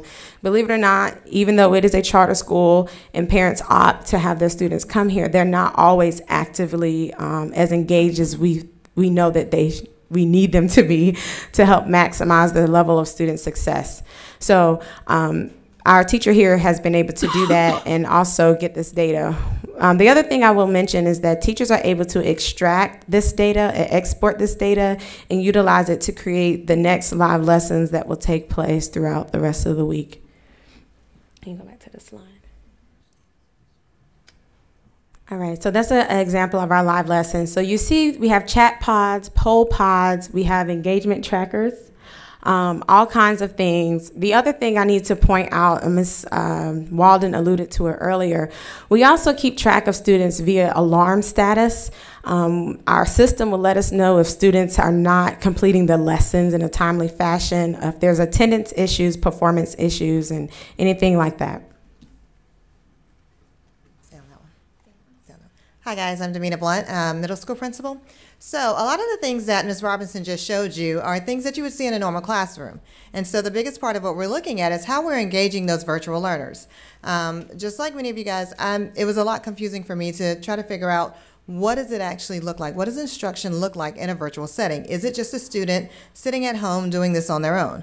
Well, as you guys see from our live lesson, that is not the case. What happens is we have students that are working on things that are independent on their own, that they're working through, that teachers have set out for them, that we have through our learning platform. But a lot of our core instruction comes from these live lessons that you see. And there is a schedule for live lessons because, as both of the principals have told you, a lot of what happens with our students is they come to us for that flexibility. They come to us because they have different things that are happening in their lives, whether they have anxiety or they have some type of physical determinant that is keeping them from being comfortable in a brick and mortar setting. But we also have students that have very active lives. So we have students that are even training for the Olympics. We have students that are engaged in multiple things and they need that flexibility in their schedule. So when we're looking at things like our live lesson, someone asked about the number of students that are attending those live lessons. We have students that are coming in to attend those live lessons to be active in the classroom. Some of the things that you weren't quite able to see, and I know these pictures are kind of small, but you weren't quite able to see in those quick snippets, are that students can also be given microphone rights, and they can be given writing rights. And so that means that the teacher can ask a question, and just like in a brick and mortar setting, instead of that scroll that you saw on the chat pod happening on the side where students are saying yes, yes, no, or asking questions, the students are actually able to turn their microphones on and ask a question aloud, just as you would in any other setting. They also have a little hand raise thing that's there where they can raise their hand so that the teacher knows to call on them and can turn their microphone on or turn it off if there's lots of background noise or something of that nature happening. Chat pods that you did see in the live lesson, that's one way that we're actively keeping students engaged. Those are things where we want to make sure that our students are not just turning on the live lesson and walking away, because the whole point is that they need to get this instruction. And so you'll see times where, as Ms. Robinson mentioned, there's behavior management strategies that go into play where they say things like, tell me guys if you can see this. Those are not necessarily times that we're checking for understanding or looking for content information. Those are times that we're checking engagement, seeing if our students are participating, if they're paying attention, and we're asking them quick questions just to see something they can type really quickly, yes, yes, no, or a quick question like, what is the answer to blank? And they can type it very quickly to see that level of engagement. There's all types of tools that go into play where we have engagement meters, just like you would see like on a game show where it kind of gauges how many people are typing or how many people are using their mics. But those are things like Ms. Robinson also mentioned that they can pull that data from. Teachers are able to pull that data to see what's happening. It's also really important for administration because if we're going into your classroom, as Ms. Robinson was in this classroom, if we're going in there and students are not participating, just like in a regular classroom, in a brick and mortar classroom, there's an engagement problem there. So there's something that we have to work on with those teachers. And so looking at other things like the poll pods, those are ways that you can solicit answers from students without it necessarily displaying everyone's answer as they're typing like it would in the chat pod. And then she mentioned breakout rooms as well. And breakout rooms are key for what we're doing because breakout rooms, they're almost, picture these little boxes that you've seen on the screen. Picture those boxes having 4 or 5 students in each of those groups. And bless you. And they're able to have conversations, turn on their mics, have conversations, work in collaborative groups. And that's where that collaborative grouping, those pairing, those partners things come in. And they're able to work on a project and submit that project as a team. And so breakout rooms are heavily used by all of our teachers. And just like you would see in any other classroom setting, no matter where you went, you see different things on different days. And so some days I may have breakout rooms, some days we may use mic rights, some days I have you just typing in a chat pod or a poll pod, but there's a variety of different tools that we use to be able to engage our students and to be able to check for understanding, to keep our students on track, and to really hit those key areas. So sliding over to the side a little bit when I talk about biweekly data meetings, that's because when we're doing those live lessons and when we're looking at the grades that the students are making in their courses, it's not just to do it because we want the teachers to have a chance to talk. It's really a chance to see what are our key standards, what are the things that our students need to know, and then really working in those data meetings to say, well, what were the results of your live lessons? What were you seeing from that? When they did their exit tickets and they showed you what they were able to gain from this live lesson, whether they actually watched it live or whether they watched the recording and had to answer those same questions from the recording, what are you seeing from that? What are you learning from that? And so that's why we have our biweekly data meetings where we're going through and we're talking about what are our students' grades looking like? Are they passing? Are they not passing? If they're not passing, what's wrong? What are the factors that are playing into that? Is it that we have what we call clickers, and we talked about behavior management things? Sometimes we have clickers. Those are students that just see it up there and they click through and they're not really focused on the content. Well, that's definitely going to show through because for one, we can see how long you're on it. But for two, we also can see it when the grades start to come into play. But we also look at if they're not doing well, what can we do? What kind of interventions can we put into place? Is it something where we have an EC student and we have to talk to their EC coordinator to find out what's going on with that student? Is it something that we need to give other accommodations for? We also have RTI, so just like there's a live lesson schedule where students know that at 10 o'clock on Tuesday I have ELA live lesson. They also have RTI and they are invited to RTI to be able to really hone in on those areas that they need most. And so those are some of the things that we're looking at. And then we go over into, okay, now taking all of this data into account, what is it that we're able to do next? And so that's where kind of that annotative notes that you see down there and in the weekly data meetings, those are going through. That's when we're talking about what standards are we going to focus on? What do I need to do differently? What worked well? If I have students that are not attending, what am I going to bring to my PLCs? We use PLCs very heavily to talk about that.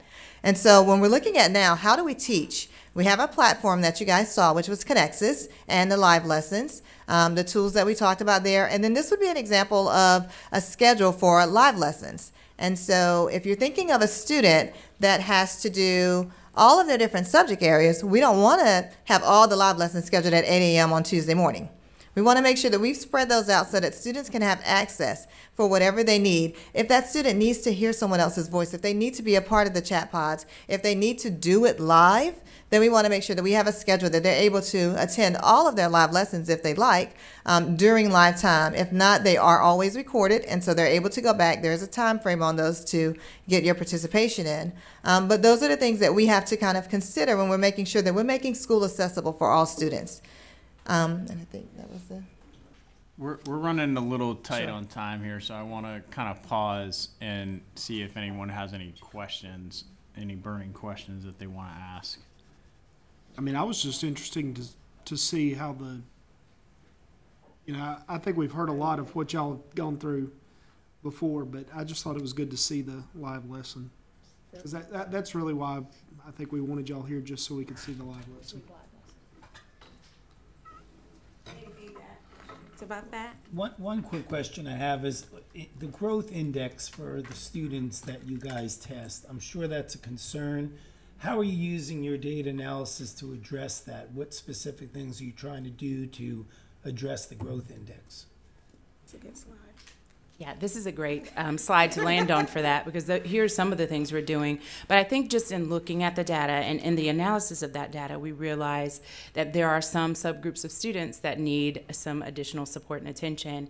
This past year, for our students with disability subgroup, our economically disadvantaged student subgroup, we fell below the mark. We know that.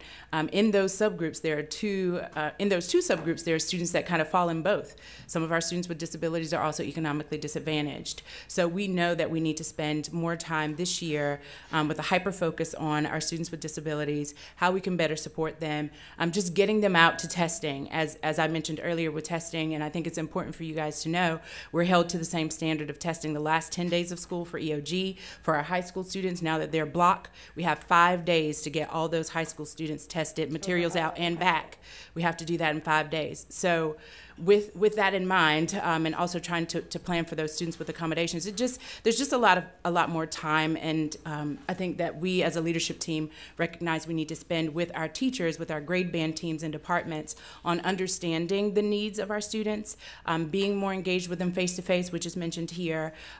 We have to get out more. We need to be out so that we can really understand what those needs are. And in live lesson, I think, is one way that we can identify some of those things early so that we can address them through our counseling, social worker, and other support teams. We've also purchased a new formative assessment tool that has been proven to try to gauge where our students are for 6-12.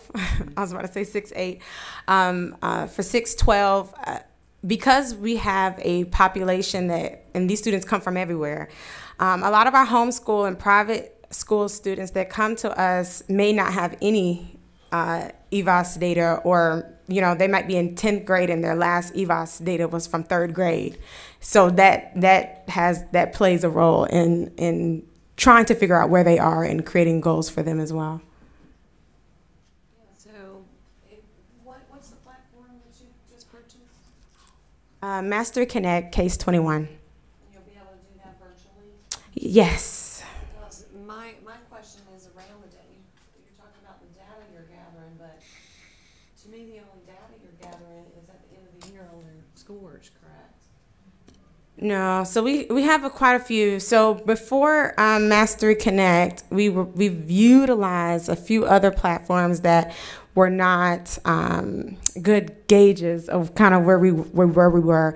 In addition to that, we've also, for high school, I can speak to that and let my colleagues speak to other things.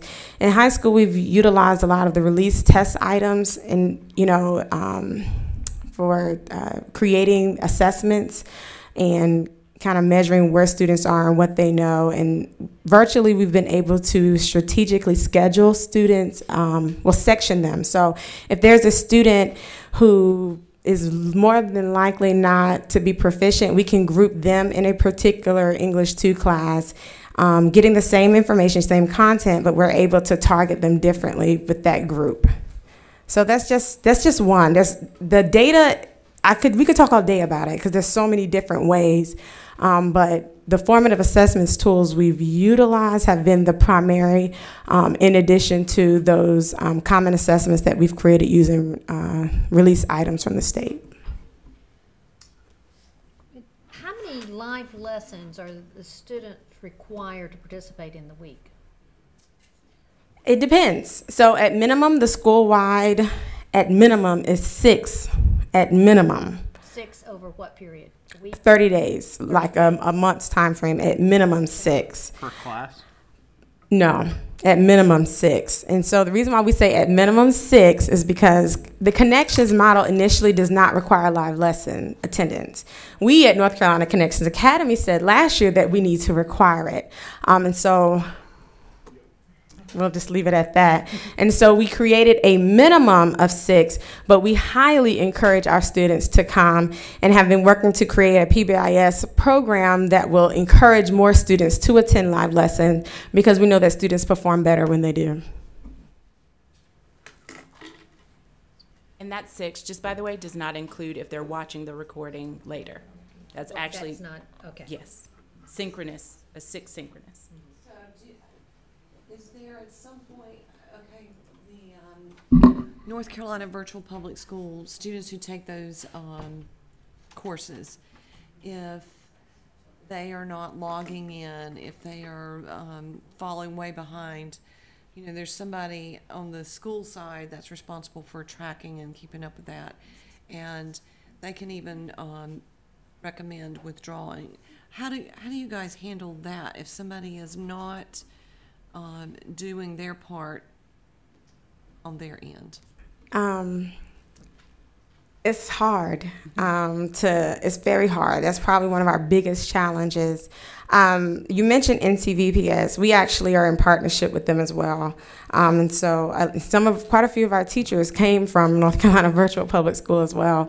And so we have an internal system. On the previous slide, you saw something about alarms and participation. There is an internal system that will literally keep track if students are not participating. We also have our students set up in homerooms. So if you can think of a homeroom teacher as more of like an advisor, they're always a content teacher or a counselor, and they're responsible for talking to those students just to check in on their progress every 2 to 3 weeks, just to make sure those students are on track. So that's another measure.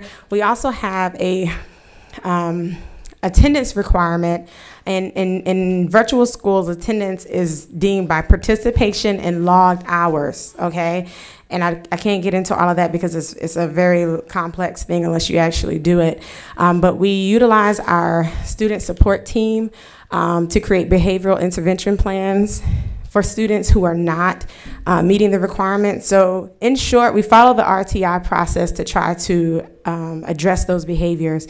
If the parent and student is not compliant, we are then supported with the truancy laws and the attendance laws to escort those students to another environment.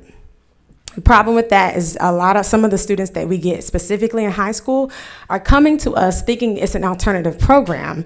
And so these students come in thinking they don't have to do the same requirements as a public school, and they come in, they start working, and then they disappear. And so then we have to find them and try to get them into another school. Otherwise, it doesn't go well for us.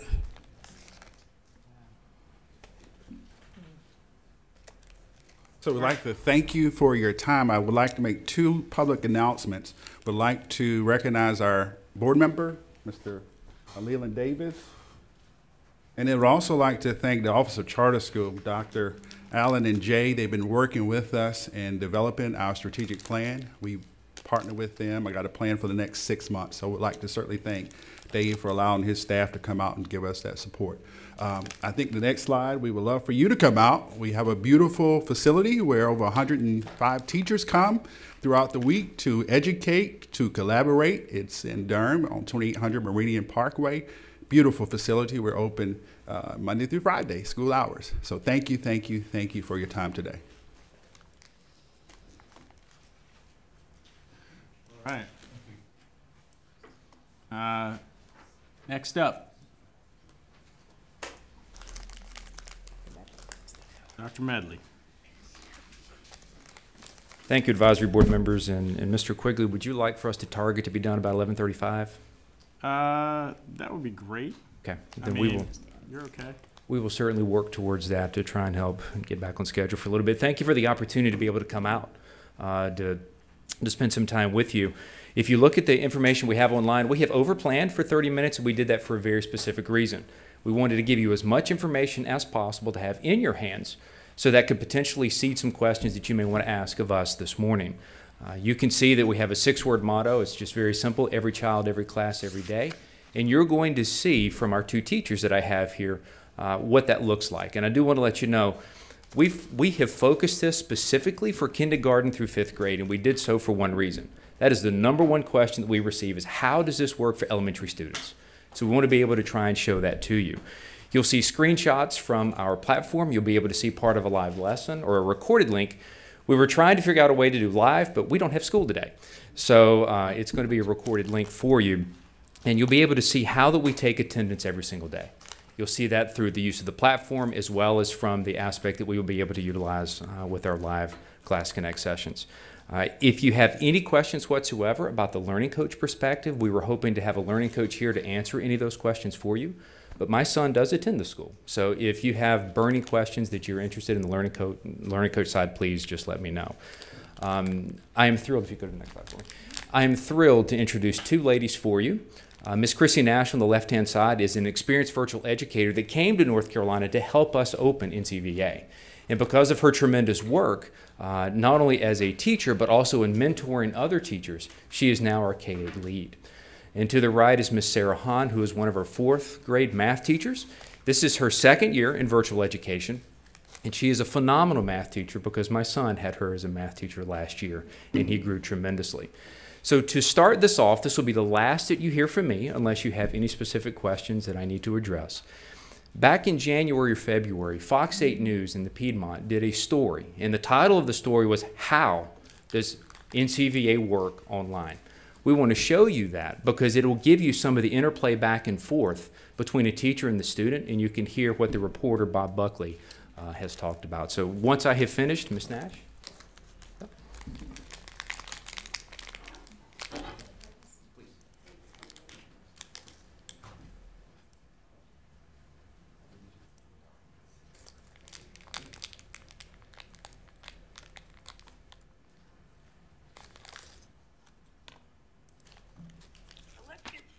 When the rest of the kids in North Carolina were out of school because of the snow, it's the same as our school day. Savannah Baber was. I'm sorry, I don't know why it's not coming up on the screen.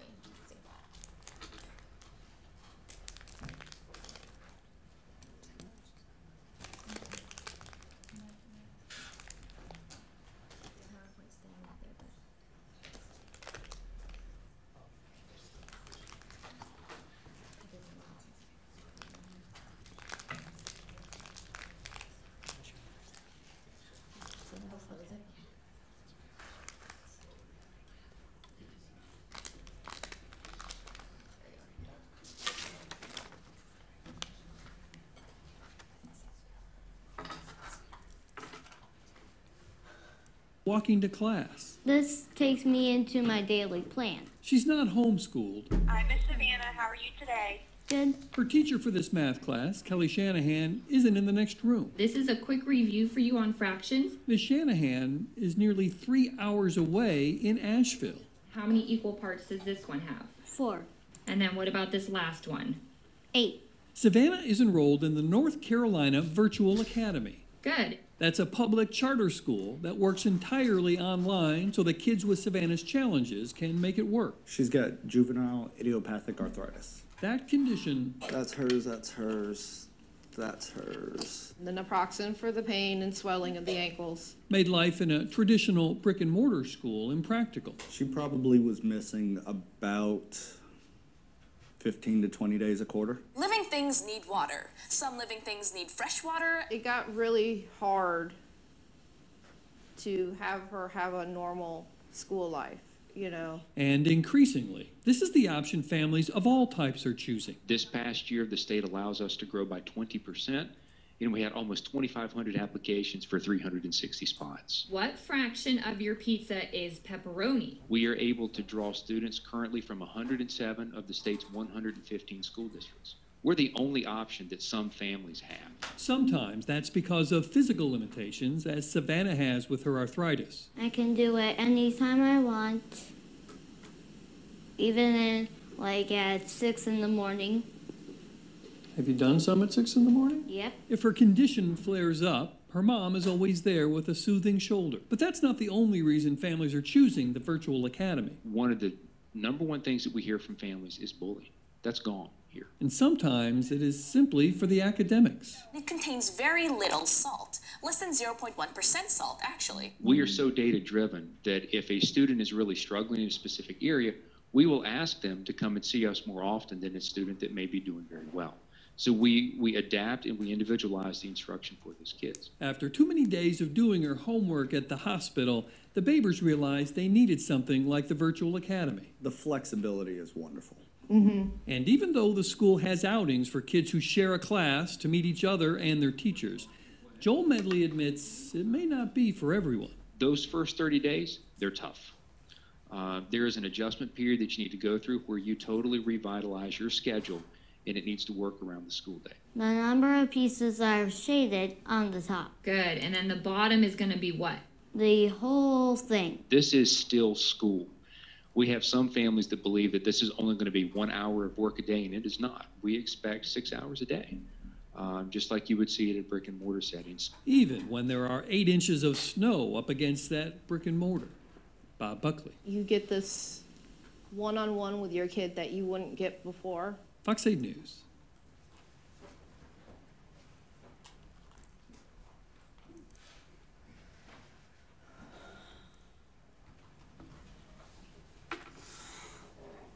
Well, good morning. I am Christy Nass, like Joel had introduced. So me and Sarah are here today basically to kind of give you a teacher perspective of it, of what we do every day. So, so before the first day of school, just want you to know that we do everything that a regular brick and mortar school does. So everything we do, from like meet and greets where they can meet the teachers. We also have something that's a little different, and we have a FAST team, and I can go a little bit more into that in another slide, but FAST stands for Family Academic Support Team. So those are a family that comes to us, that's their first encounter is with the FAST team. It's a group of staff that we have that work closely with the parents to kind of give them an orientation of how our format works. They help them set up everything, walk them through their daily task list, and then, of course, they have their homeroom teacher. So I don't want to read the whole slide to you, but every homeroom teacher also does a connection call to every single one of their families. So we have connection calls, we have welcome letters that are emailed, we have postcards that are mailed out, and we also held this past year a kindergarten camp. And this was to kind of provide those readiness skills for those kindergartners that started with us. And they were, we have a slide for that, so we'll kind of go to the next one. So meet and greets, this is part of our outing. So we have a meet and greet the week before school starts. And we have, when we did it this past year, we had 14 different locations all across the state of North Carolina.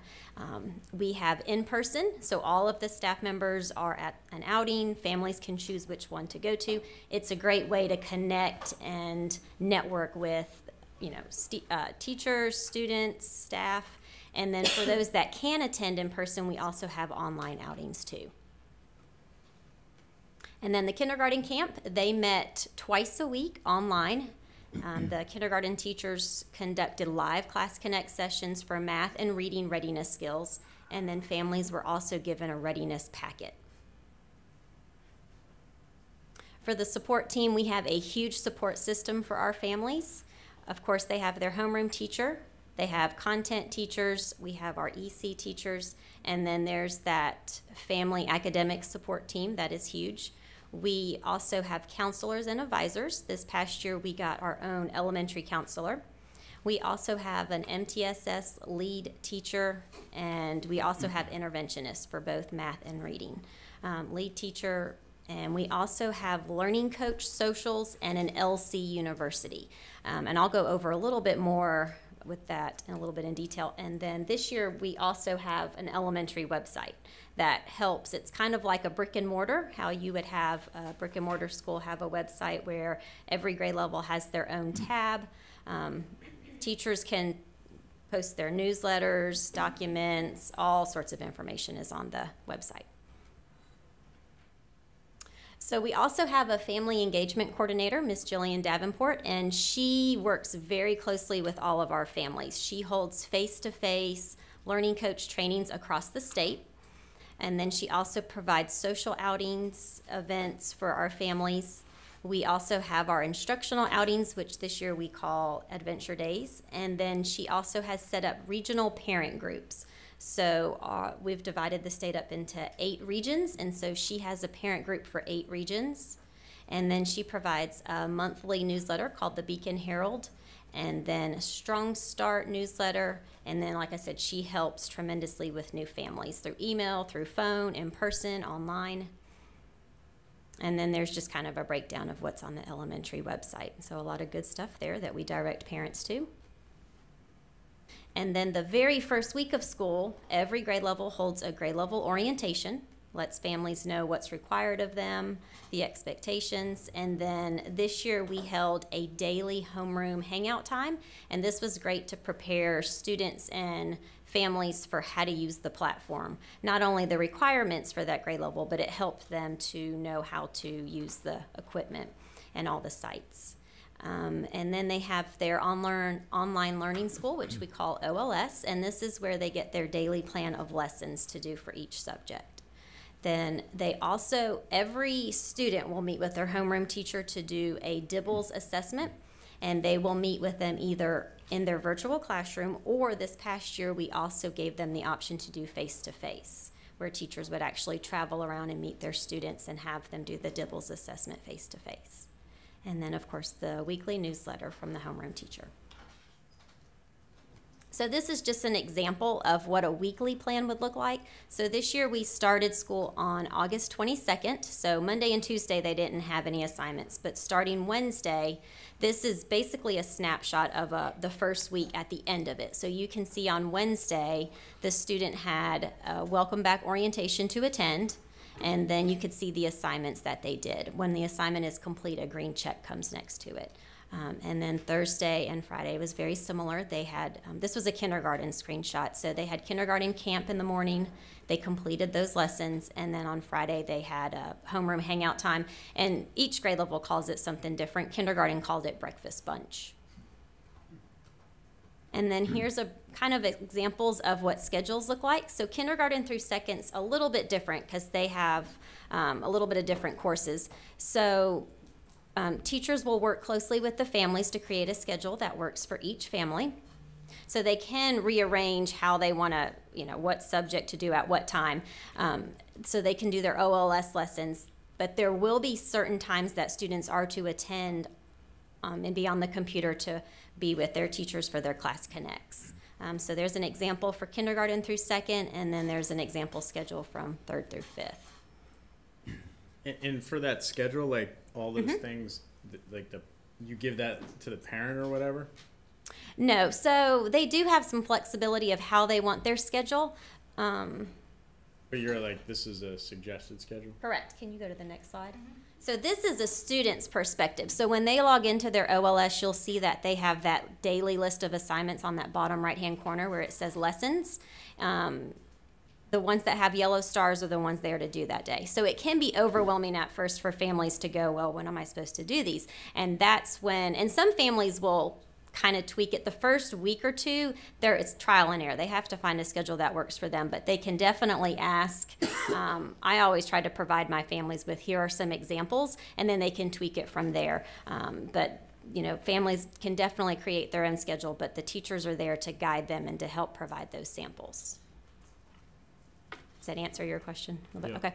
And then since we're on the student view, on the very top, when they log in, they could also see that they have required Class Connect sessions.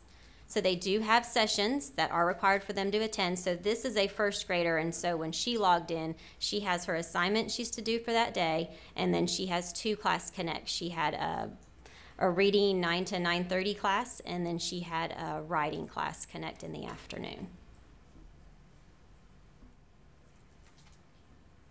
I'm going to turn it over to Sarah, and she's going to give you a teacher perspective of planning and coaching. Hey everyone, good afternoon. So planning, you would think that because we're a virtual school and we all work from home that we don't really have an opportunity to meet with our coworkers. But I'll tell you what, every day we are on Skype at 7 in the morning, and we are talking to each other daily, hourly. Anything that we need, we're always talking back and forth with, because I teach math, so I'm talking with the reading teacher, I'm talking with the other math teacher, I'm talking with the EC teacher, anyone that we need to speak with. So we plan weekly in Zoom, and we're also, they join us bi-weekly to kind of help us with differentiating and meeting with our MTSS students. We go over data. It's a really good time for us to kind of go over the student data to see how we can best meet our students' need. So while we meet, we kind of share with each other the different, best practices and give each other ideas. And so then that kind of goes into our data. And so OLS gives us a snapshot of daily data. So we can go in there at the end of the day and see exactly what the student did. So we can see if they're mastering a particular standard, if they need another assessment try, and then we can contact our students daily through email or call their learning coach and kind of say, hey, we noticed that this student struggled with this particular concept. How can we help you and guide you? And that also helps us when we're in our Class Connect sessions to kind of guide us where we need to go for that particular day. So we share our data with other classes. Oh, I'll go into differentiating. So differentiating, we offer 4 different types of classes. So we do small groups. Our below group that needs a lot more help will meet with me 4 times a week for math, and then 4 times a week for reading, and 2 times for writing. And our sessions are about 30 to 45 minutes, depending on the group. We'll also meet with them for intervention time, which will be an additional 30 minutes. So they are meeting with us in live Class Connect sessions a lot. So that's up to 9 times a week for 30 minutes. So the group that's approaching proficient will meet with us about 3 times a week for math, reading, and then 2 times for writing, and they may need interventions as well. So that would be an additional 30 minutes. Our proficient and advanced group, I haven't started doing that yet because the first quarter I want everyone to meet with me 3 times a week until I really get a good sense of where they're at. We also use websites such as RazKids, Strides, Reading A through Z, Big Universe, so they have a lot of those platforms to help reach their diverse needs. So every Class Connect, these are what every Class Connect should have. It starts with a warm-up or a bell ringer activity, and then the teachers will go over the I CAN statements and standards. There's a lesson activator and review, the mini lesson, guided practice, independent practice, and then breakout rooms and exit tickets. To the very right of the screen is an example of what Zoom looks like. So it almost looks like that Brady Bunch. Students can get on their web camera, and it's kind of hard to see there, but you could see a teacher and then you see all her students around. And it's really neat because you can ask them questions and they could have a whiteboard and write their answer on the whiteboard and then show it to the camera. So then the teacher can see all 10 of her students that are logged on, they can see what the answer is. So it's a good way to do those checks for understanding. So that's just an example of Zoom. All right, I'm going to show you about 4 minutes of an example kindergarten class. This is Miss Jensen teaching a math lesson. And I'm just going to kind of set it up for you of what you're going to see. So she's using her web camera in the top left-hand corner, and then she's one of our very animated kindergarten teachers, and she uses the movable pieces. She has a document camera. You'll see on this clip that she has the students using polling options where they could do a green check mark or a red X or do A, B, C, or D. To the very left is our participant box. So that's where they could do the polling options. They could type answers and questions in the chat box that she monitors. So just kind of want to set it up for you to see. And have you here this morning? 11:50. So if you kind of go right to start at 11:50. Yes,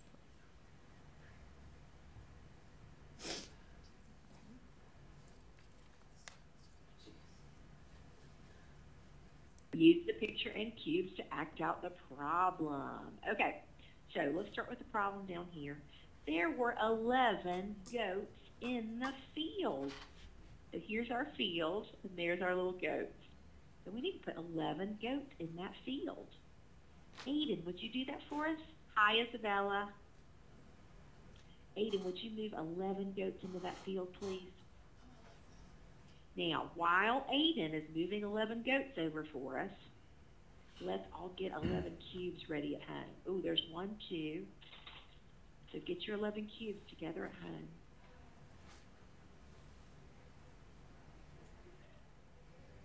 You keep going, and we'll count those when you're finished, Aiden, okay? All right, and get 11 cubes together at home.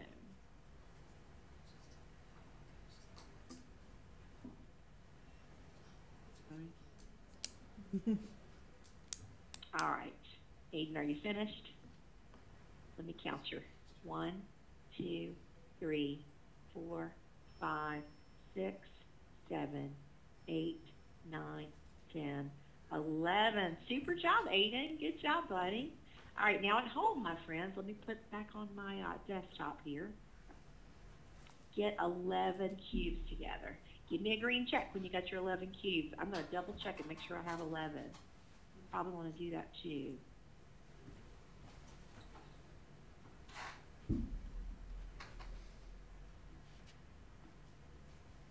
All right. Green check when you've got those 11 cubes together. Awesome. Let's see who's ready. Mary Alice is ready. Kendra's ready. Kaylee, Bella, Ian. Good job. Amanella, Aiden's ready. So Ace and Amanella. Oh, Amanella's got it. So just Ace. All right, Ace, get your 11 cubes together, buddy. Give me that green check when you're ready, okay? And let's go back to the problem. Okay. All right, so there's our 11 goats. We've done that, right? Now the next part, 8 goats ran away. So what should we do now? Let me find a friend to help with that. Kaylee. We'll turn on your microphone. There are 11 goats in the field. Yep, we did that. 8 goats ran away. So what are we going to do with 8 of these goats, Kaylee? What do you think? We're going to take 8 goats away. We're going to take 8 goats away. Can you do that for us? Yeah. Thank you. Because 8 of those goats are running away, right? They're leaving the field. They're leaving. So Kaylee's going to take 8 goats away for us. There's 1, 2, 3, 4, 5,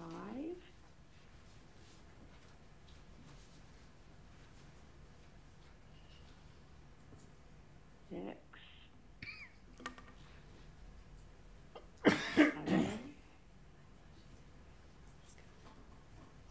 8. Nice job, Miss Kaylee. Thank you very much. All right, now let's do one more thing. Let's go back to our cubes at home. So if she took away 8 goats. So we'll stop it there, but so teachers can get on their web camera. They can use movable pieces on the screen where you can actually give the students whiteboard privileges, and you can see they just kind of drag it on there.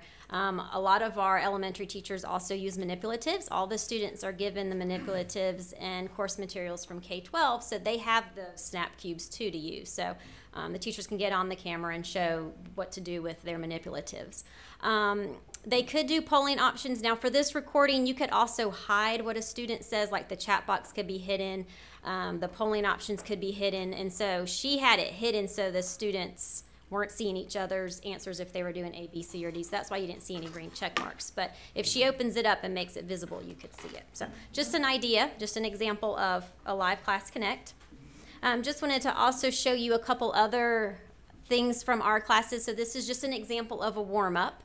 Or a bell ringer, as some teachers like to call it. So this is a 5th grade example. So when the student enters, you can see that they have their bell ringer activity on the right-hand side, and then they're always encouraged to show their work with their, a lot of students will have like math workbooks or just scratch paper that they're working on, and then the teacher will do it together. You can also see on this slide that the left-hand side has the ICANN statements, has the standards, and then we also post our mission statement at the beginning of each one of our sessions. It's at the bottom, and then at the top we also put a disclaimer of that all sessions are recorded. So just an example of a warm-up. And then lessons will also have a review or a lesson activator, and just some examples. Teachers can use their web cameras. On the very left, that's Ms. Perkins, a 2nd grade teacher, and she was doing an author's purpose lesson, and so she was on her camera showing a Dr. Seuss book. They can also use different games like Jeopardy. We use Kahoot a lot, and then on the right-hand side, I'm looking at the pictures. Right-hand side, there's another teacher using her cubes. You could also find and show many different sites that have pieces too, like the bottom right is just movable pieces. So you can use your document cameras, Zoom, which we talked about. Yep, and then the next one, so that's an example of the document camera. And then the movable pieces we saw in the video is where students can just click on it and then drag it to where it is. The examples on here, the math ones are pretty self-explanatory, but just like you do in brick and mortar where you do make a word, you could also do that for a reading lesson as well. And that's just an example where those are movable letters, and they could drag the letters up into the spaces and make words with it. For guided practice, every session will have guided practice where the teacher guides the students through their practice, and students can answer a number of ways using polling options. They can type their answers in the chat box, and that bottom right-hand clip, that's an example of a chat box. I just blocked out the names for security reasons, but you can see that they typed in answers, 5 group of 5, and then that student picked B because it has 5 in each circle. So the teacher had asked not only just to give her the answer, but to explain why and how they got it. Students can talk on the mic, and you heard one of the little girls on the last recording. They can use whiteboard tools. They complete Google surveys. They can use Zoom, and then those mini student whiteboards. They also have independent practice, and we do have breakout rooms as well, but you could also do independent practice right there in the main room using engagement boards. So this is an example of an engagement board where students would pick a square, put their name on it, and then these are movable pieces where they would show the teacher the answer, and they can show their work too. Every class ends with an exit ticket, and they could answer it a number of ways. They could do polling options, type the answer in the chat box, talk on the mic. Zoom is a very popular way that we do it. The breakout rooms, samples, and then we also have Stride as another site that students work to show what they know. Great. I think this kind of brings to life what an elementary classroom looks like, so I appreciate that. Any questions? I have a question. Sure. I'm going to move back over here. My agenda is. Kindergarten or elementary in general, how many students are assigned to a teacher? So every homeroom it maxes out at 50 students. It may sound like a lot, but those 50 students are under the teacher. That's who they conference with, make sure that they're compliant with their lessons attendance. But then when they teach them, that's when they do small groups of anywhere from 10 to 12 students in a room at a time. So like that kindergarten lesson, she had somewhere 12. So. And the parents are kind of, you generally find they're there kind of. Correct, especially with the lower grades, yes. And a lot of times the teacher will say, turn and talk, kind of like in brick and mortar, you would say turn and talk to they say turn and talk to your learning coach. Because kindergartners do need help, especially typing in the chat box and just maneuvering through things. So how many K to 2-year-old, K to 2nd grade do you have? Ask me that again. How many students in grades K to 2 do you have? Oh, so each grade level, so kindergarten, we have 3 kindergarten teachers, so 50 in each, so it maxes out at 150. And then first and second, there's 4 teachers, so 200 students for 1st and 2nd grade. Okay. So how many hours of live session do they have? What's the requirement? The previous school said the minimum was 6 hours and 30 calendar days. What's your gauge? So it is 6 hours a day of work. That's the state requirement. So they have to log in at least 6 hours of work. Now, Class Connects, we do require Class Connects. That is part of their overall grade. And we have great attendance because we have to be able to see, those teachers have to see that the students have mastered the skills. That helps us drive our instruction going forward. So it varies for students. Mentioned the groups so we have it's a below basic student, and that's why we do all that dibbles at the beginning of the year so we can kind of grasp where they are when they're coming to us at. But if a student would test in that below basic, that means they have 4, if it was math, it would be 4 math small groups a week. So that's 2 hours a week. Correct. That would be for math. Now it could be the same thing for reading. They could test out different. They could be below math and below basic in math and maybe proficient in reading, where they need 2 times a week for reading. So it's a good chunk of their time. And sometimes I'll meet with them one-on-one for math, especially if they need additional support. So then that could add another 30 minutes. So it's all dependent on their level. And sometimes teachers will meet with the learning coaches too, just to kind of go over some of the concepts that we'll be doing, especially for math, with the Common Core, and trying to, teach them how to, show their kid how to do a particular math model. So it's all dependent upon. So let me give you an example to answer that question. I mentioned that my son is enrolled at the school. Fine ELA, struggles with math. So when he had Miss Hahn, he came into that basic group and was there multiple times a week. Met with her one-on-one. The DIBELS assessments were taking place, plus the OLS work that was done. So there was a significant amount of support that was offered to him. If there's MTSS that's needed as well, that's additional interventions that are layered on top of that. So it's hard to give you a complete average because we individualize everything per child. But Joel, with that being said, as a parent, how do you schedule? I mean, do you pretty much have to say, okay, from 8 to 4, nothing else goes on but school? No, so once we test them and we know where they are ability-wise and we put them in their groups, then they will have set times. So there is that flexibility where they can do their OLS lessons at different times of the day. So for example, Joel's son, let's say he had to go to math 2 times a week, and they know the schedules, we try to keep them the same. That way the families can create a schedule that works for them where it's not always ever changing, because then it would be hard. You would have to say, okay, we're just going to do school from 8 to 3 because I don't know when you're going to go. It's not like that. They know, okay, I've got math Monday and Wednesday and Friday from 9 to 9:30, let's say. And then I've got my reading class connect from Monday, Tuesday, Wednesday, 11 to 11:30. So they have set class connect times that help them then plug in when they want to do their individual lessons. It's like a lot for a second grader to keep up with. Or a parent. Well, yeah. Yeah, but and like Joel said at the beginning, it's definitely those first 30 days are huge, and that's why they have the support of teachers, administrators, our FAST team, because it is. I mean, it's definitely a different way to look at it. But once you establish that schedule, and I talk with a lot of families that call me with those questions, and I help them too. But once they establish a schedule that works for them, it's a whole lot easier. As long as they're online for their regular required class connects, they have that flexibility to do their online lessons when it works for them. So, one more question, Sure. So this goes to a question that I asked the previous group, just further, deeper. They're not attending, et cetera. How does that play into retention?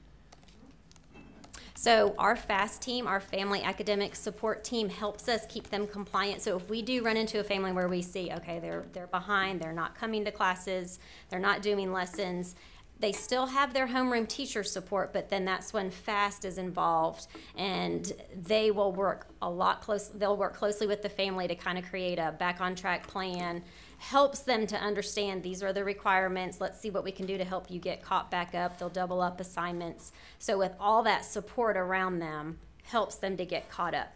I mean, there's times that families will withdraw if it's not for them. They have to be in the state. There's many different reasons for withdrawing. Probably just went on a tangent from your question.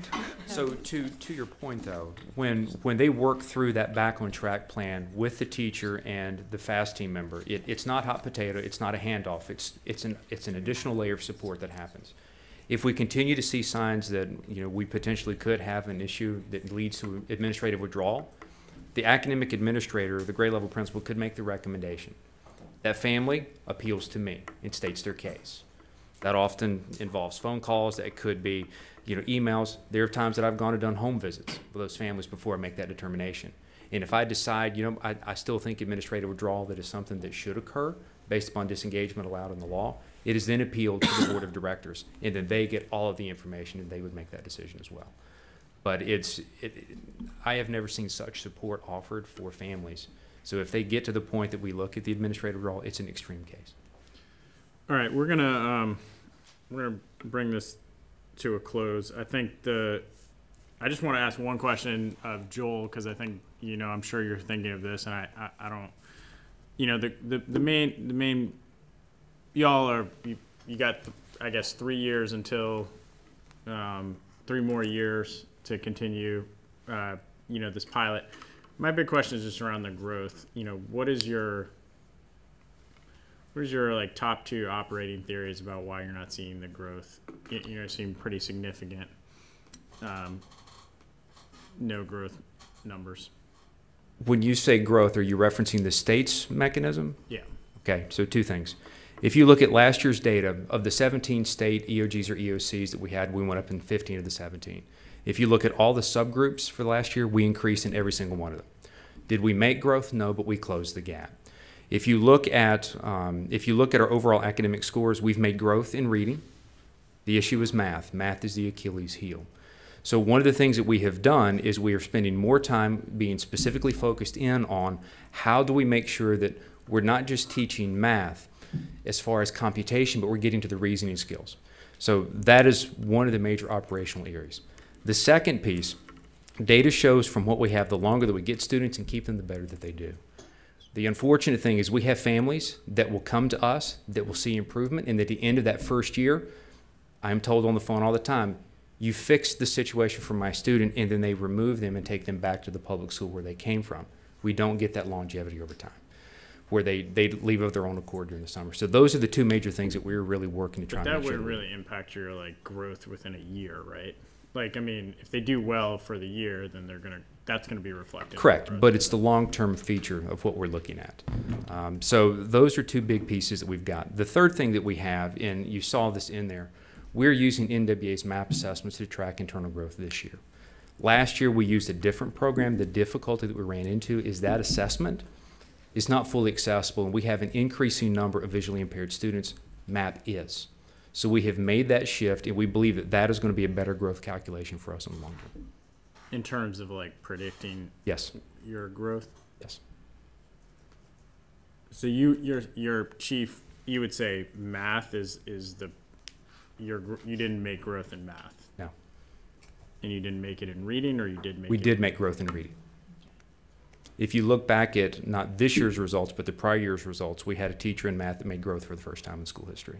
I mean, because this is going to be like, it's not an issue today, but it's going to be the argument, I think, that's going to have to be made for the virtual schools. And this goes for the same for Connections Academy. Is, the growth numbers are really low. So it's like, I feel like that's the core conversation. It's like, okay, I imagine Absolutely. It's the conversation your team is having as And well. because if you look at the scores over time, -13, -9 to -6, we're trending in the right direction, but we just haven't gotten there yet. This year. It's the goal. All right. Thank you. All right, so we're going to do some creative juggling with the agenda. So I'm going to propose that we hear now from Global Achievers, and then move the state board education updates to the end. Well, let's do this. Let's hear it now from Global Achievers. If the board is amicable to this, hear now from Global Achievers, then actually go into kind of a speed round of items from the Office of Charter Schools, where we cut this down. We do an academic data overview, we do the amendments, and if time allows, we do the state board education updates before 12:30, at which point we break for a 30-minute lunch. To get us back on track, it's imperative that we start at 1 o'clock with the folks that are here, because if we don't, we're going to be in a real bad spot. But I feel like we can probably economize on some of the Office of Charter Schools items so that we can do those quickly. But we need to hit those amendments too. I'd like to get those done before the end of the day. Is everybody good with that? Mm-hmm. Okay, great. So we're going to see if we can get ourselves back on track today. All right. So we're going to hear from Global Achievers, who currently their numbers are below this, I believe, the statutory requirement, and what the plan is. The board chair and board members, just thank you for allowing us to come here, and also to Mr. David for accepting my phone call and walking us through the next procedures.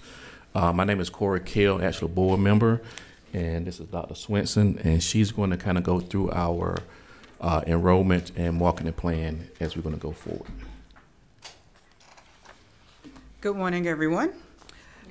We are here, we received a letter because, like he stated, our enrollment is currently below the statutory limits. So we're going to present to you our plan for increasing enrollment.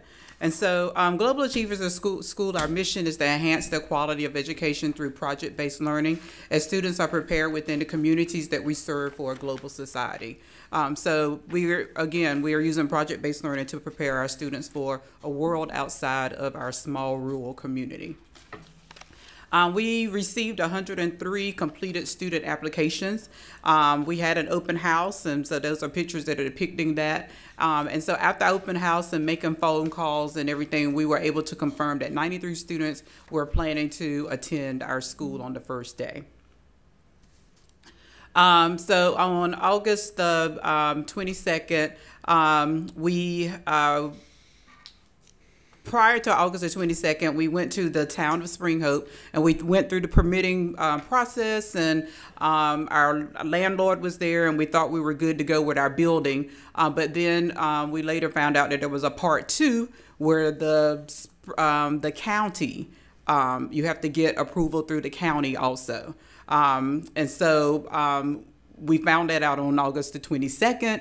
And so we immediately called a meeting with our parents. And during that meeting, the parents still said, we want our children to come here. We told them that we had, because we were able to find 2 community locations, two churches. So one was in Nashville and one was in Rocky Mount. So we let our parents know on that day that those were the 2 choices, and that we would be able to let them know by the end of the next day where we would be. And so at that meeting, parents were still saying they were going to enroll their children. So we ended up choosing the Rocky Mount location, which was a little bit further than the Nashville location. And so that resulted in the first day of school us having 60 students that actually came. We called those parents, the parents that decided not to continue enrollment, and the majority of them said it was the distance that kept them from keeping the children enrolled. While we've been in Rocky Mount, we have enrolled 3 additional students. So our enrollment goal is to get to the statutory minimum of 80. That is our goal. Of course, if we get above that, that would be wonderful. So our marketing plan, we've already begun to do some things. This weekend, the town of Spring Hope had their huge event, the Spring Hope Pumpkin Festival. We had a booth, and our students were also in the parade. We're also having a trunk or treat. There's only one other organization in the town that's having that night, and so it'll be a good time for us to market that day also. Another community event we have is the Bailey Christmas Parade, and also Spring Hope has their an event also. Have you okay, so you're going to get into this is your kind of marketing plan? Yes, we're talking about the different things we've done. We have gone to the area businesses. The local Piggly Wiggly is a pretty popular place, and they've allowed us to set up booths there. We're going to continue to do that. We're waiting on a date for the Walmart in Nashville. One of our board members works at Nashville Community College, and her husband works at Edgecombe Community College. So we're going to have a table there. We're also going to have open house tours during the school day on Thursday, so that parents can actually walk through and see how our school is different. We're continuing to do neighborhood walks, and we've partnered with a few churches in the neighborhood, specifically one church where the pastor is helping us to spread the word to other pastors and people in the community also. Lisa, are you guys in your permanent building yet? No, we're not in our we're in our temporary building in Rocky Mount. That is the church. We're located in a church, and so that's a picture. That is, I'm sorry. That looks like a school. That is a former school, but it is a church. Oh. Yeah. That's where you are? So we're located right down the street from, there were no good pictures of the school, but that's where we're located in a campus that's similar to that, where we're in cottages. Is this all year? Or so the plan, I'll let the board chair talk about the plan. So the plan is to come back to Spring Hope. We're working through the financial part of it for us get funding for it. And as a secondary plan, we all prepare to stay in Rocky Mount the entire year. So they actually want us to stay there, but how yes, far ma'am. is Spring Hope from Rocky Mount? 20 miles. Oh, how are you going to keep those children if you move to Spring Hope? I thought the original plan you wanted to locate in Middlesex. The original plan was to be in this Southern Nash County area, which was either Middlesex, Bailey, or Spring Hope. Yeah, so I'm really surprised when I hear Rocky Mount. Well, I think it was availability of space. So how many students do you have right now? 63. How many do you think you can have? In the Like, how many do you think you can get? I mean, realistically. realistically, we think we can reach the goal of 80. By when? Our goal is to reach that by December. Have you had any other applications? So we've had what we have found out is when we're doing our walkabouts in the neighborhood and when we're going to and we're actually having conversations with parents, they think that the enrollment process is more strenuous than it actually is. So they think there's a day that they have to take off work and. When you say walkabout, do you mean knocking on doors? Door to door recruiting? Yes, that is correct. We the pastor of the church is very prominent, very well known in the area, so he has partnered with us to do that. We've gone with him on other initiatives, like when his church is doing something, that's the way he markets. Lisa, can you give me the breakdown by grade, what you do have right now? Okay. So currently we have in kindergarten 15, first grade 15, second grade 13, and third grade 20. What about budget? How are you managing budget with that, with having so many fewer students than you were anticipating? Okay, so we've made some reductions. We made some reductions in our budget, and we're working with Charter Success to help us with that also, and making some changes with our lease and everything to get budgets in line. How many staff are you This is hard. currently paying? What a nightmare. We currently have 4 teachers, kindergarten, first, second, and third.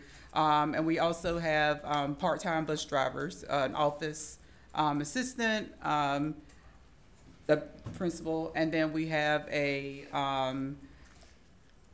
lead teacher who's also like our testing coordinator and does a lot of our PD and just kind of wears a lot of hats like we all do in charter schools.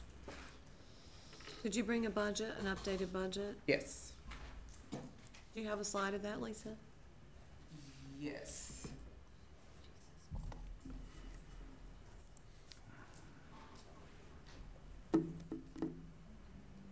What is the question for legal? Like, what does the law say about this situation? Yes. We'll talk. Okay.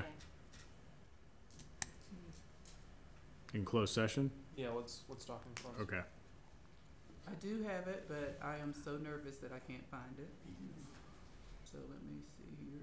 Don't be nervous, you know all of us. That's probably making her more nervous. I don't know. I honestly don't know what I. Oh, that's right. She knows Steven. Okay, but I guess my thing is I guess where I've got Like, the can most we? heartburn about this school is we all but begged the school to take a 1-year delay.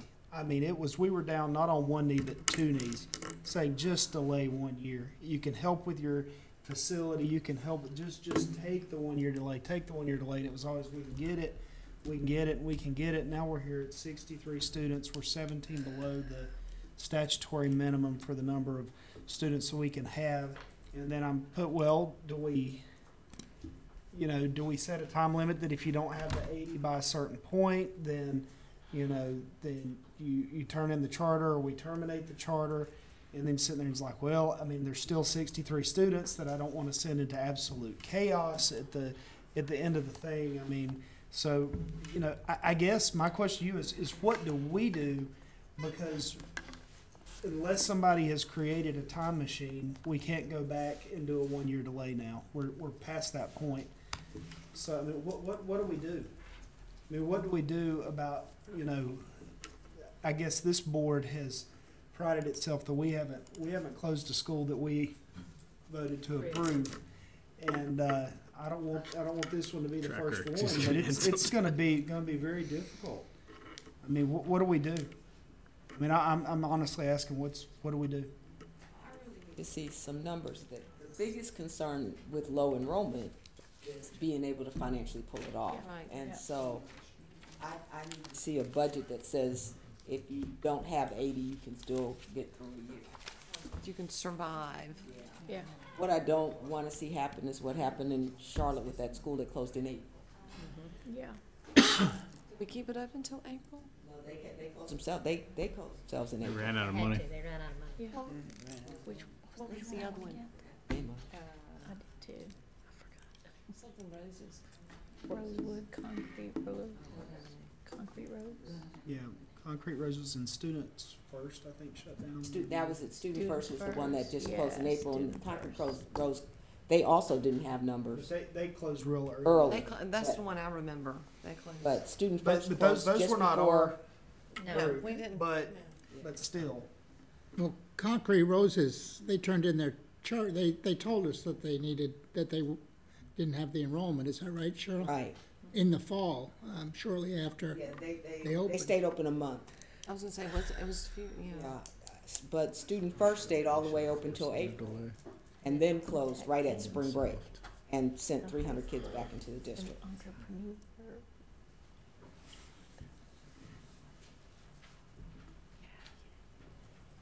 I mean, part of me feels like they need to continue recruiting, and we need to see them again in a month with their updated number and all the budget information, the financial plan to get through the year. Are we, What were you paid on in your first allotment? 220. Oh my God. So you got all your money. Got all the money for the year? are we doing them a disservice by letting this go on longer with these uncertainties?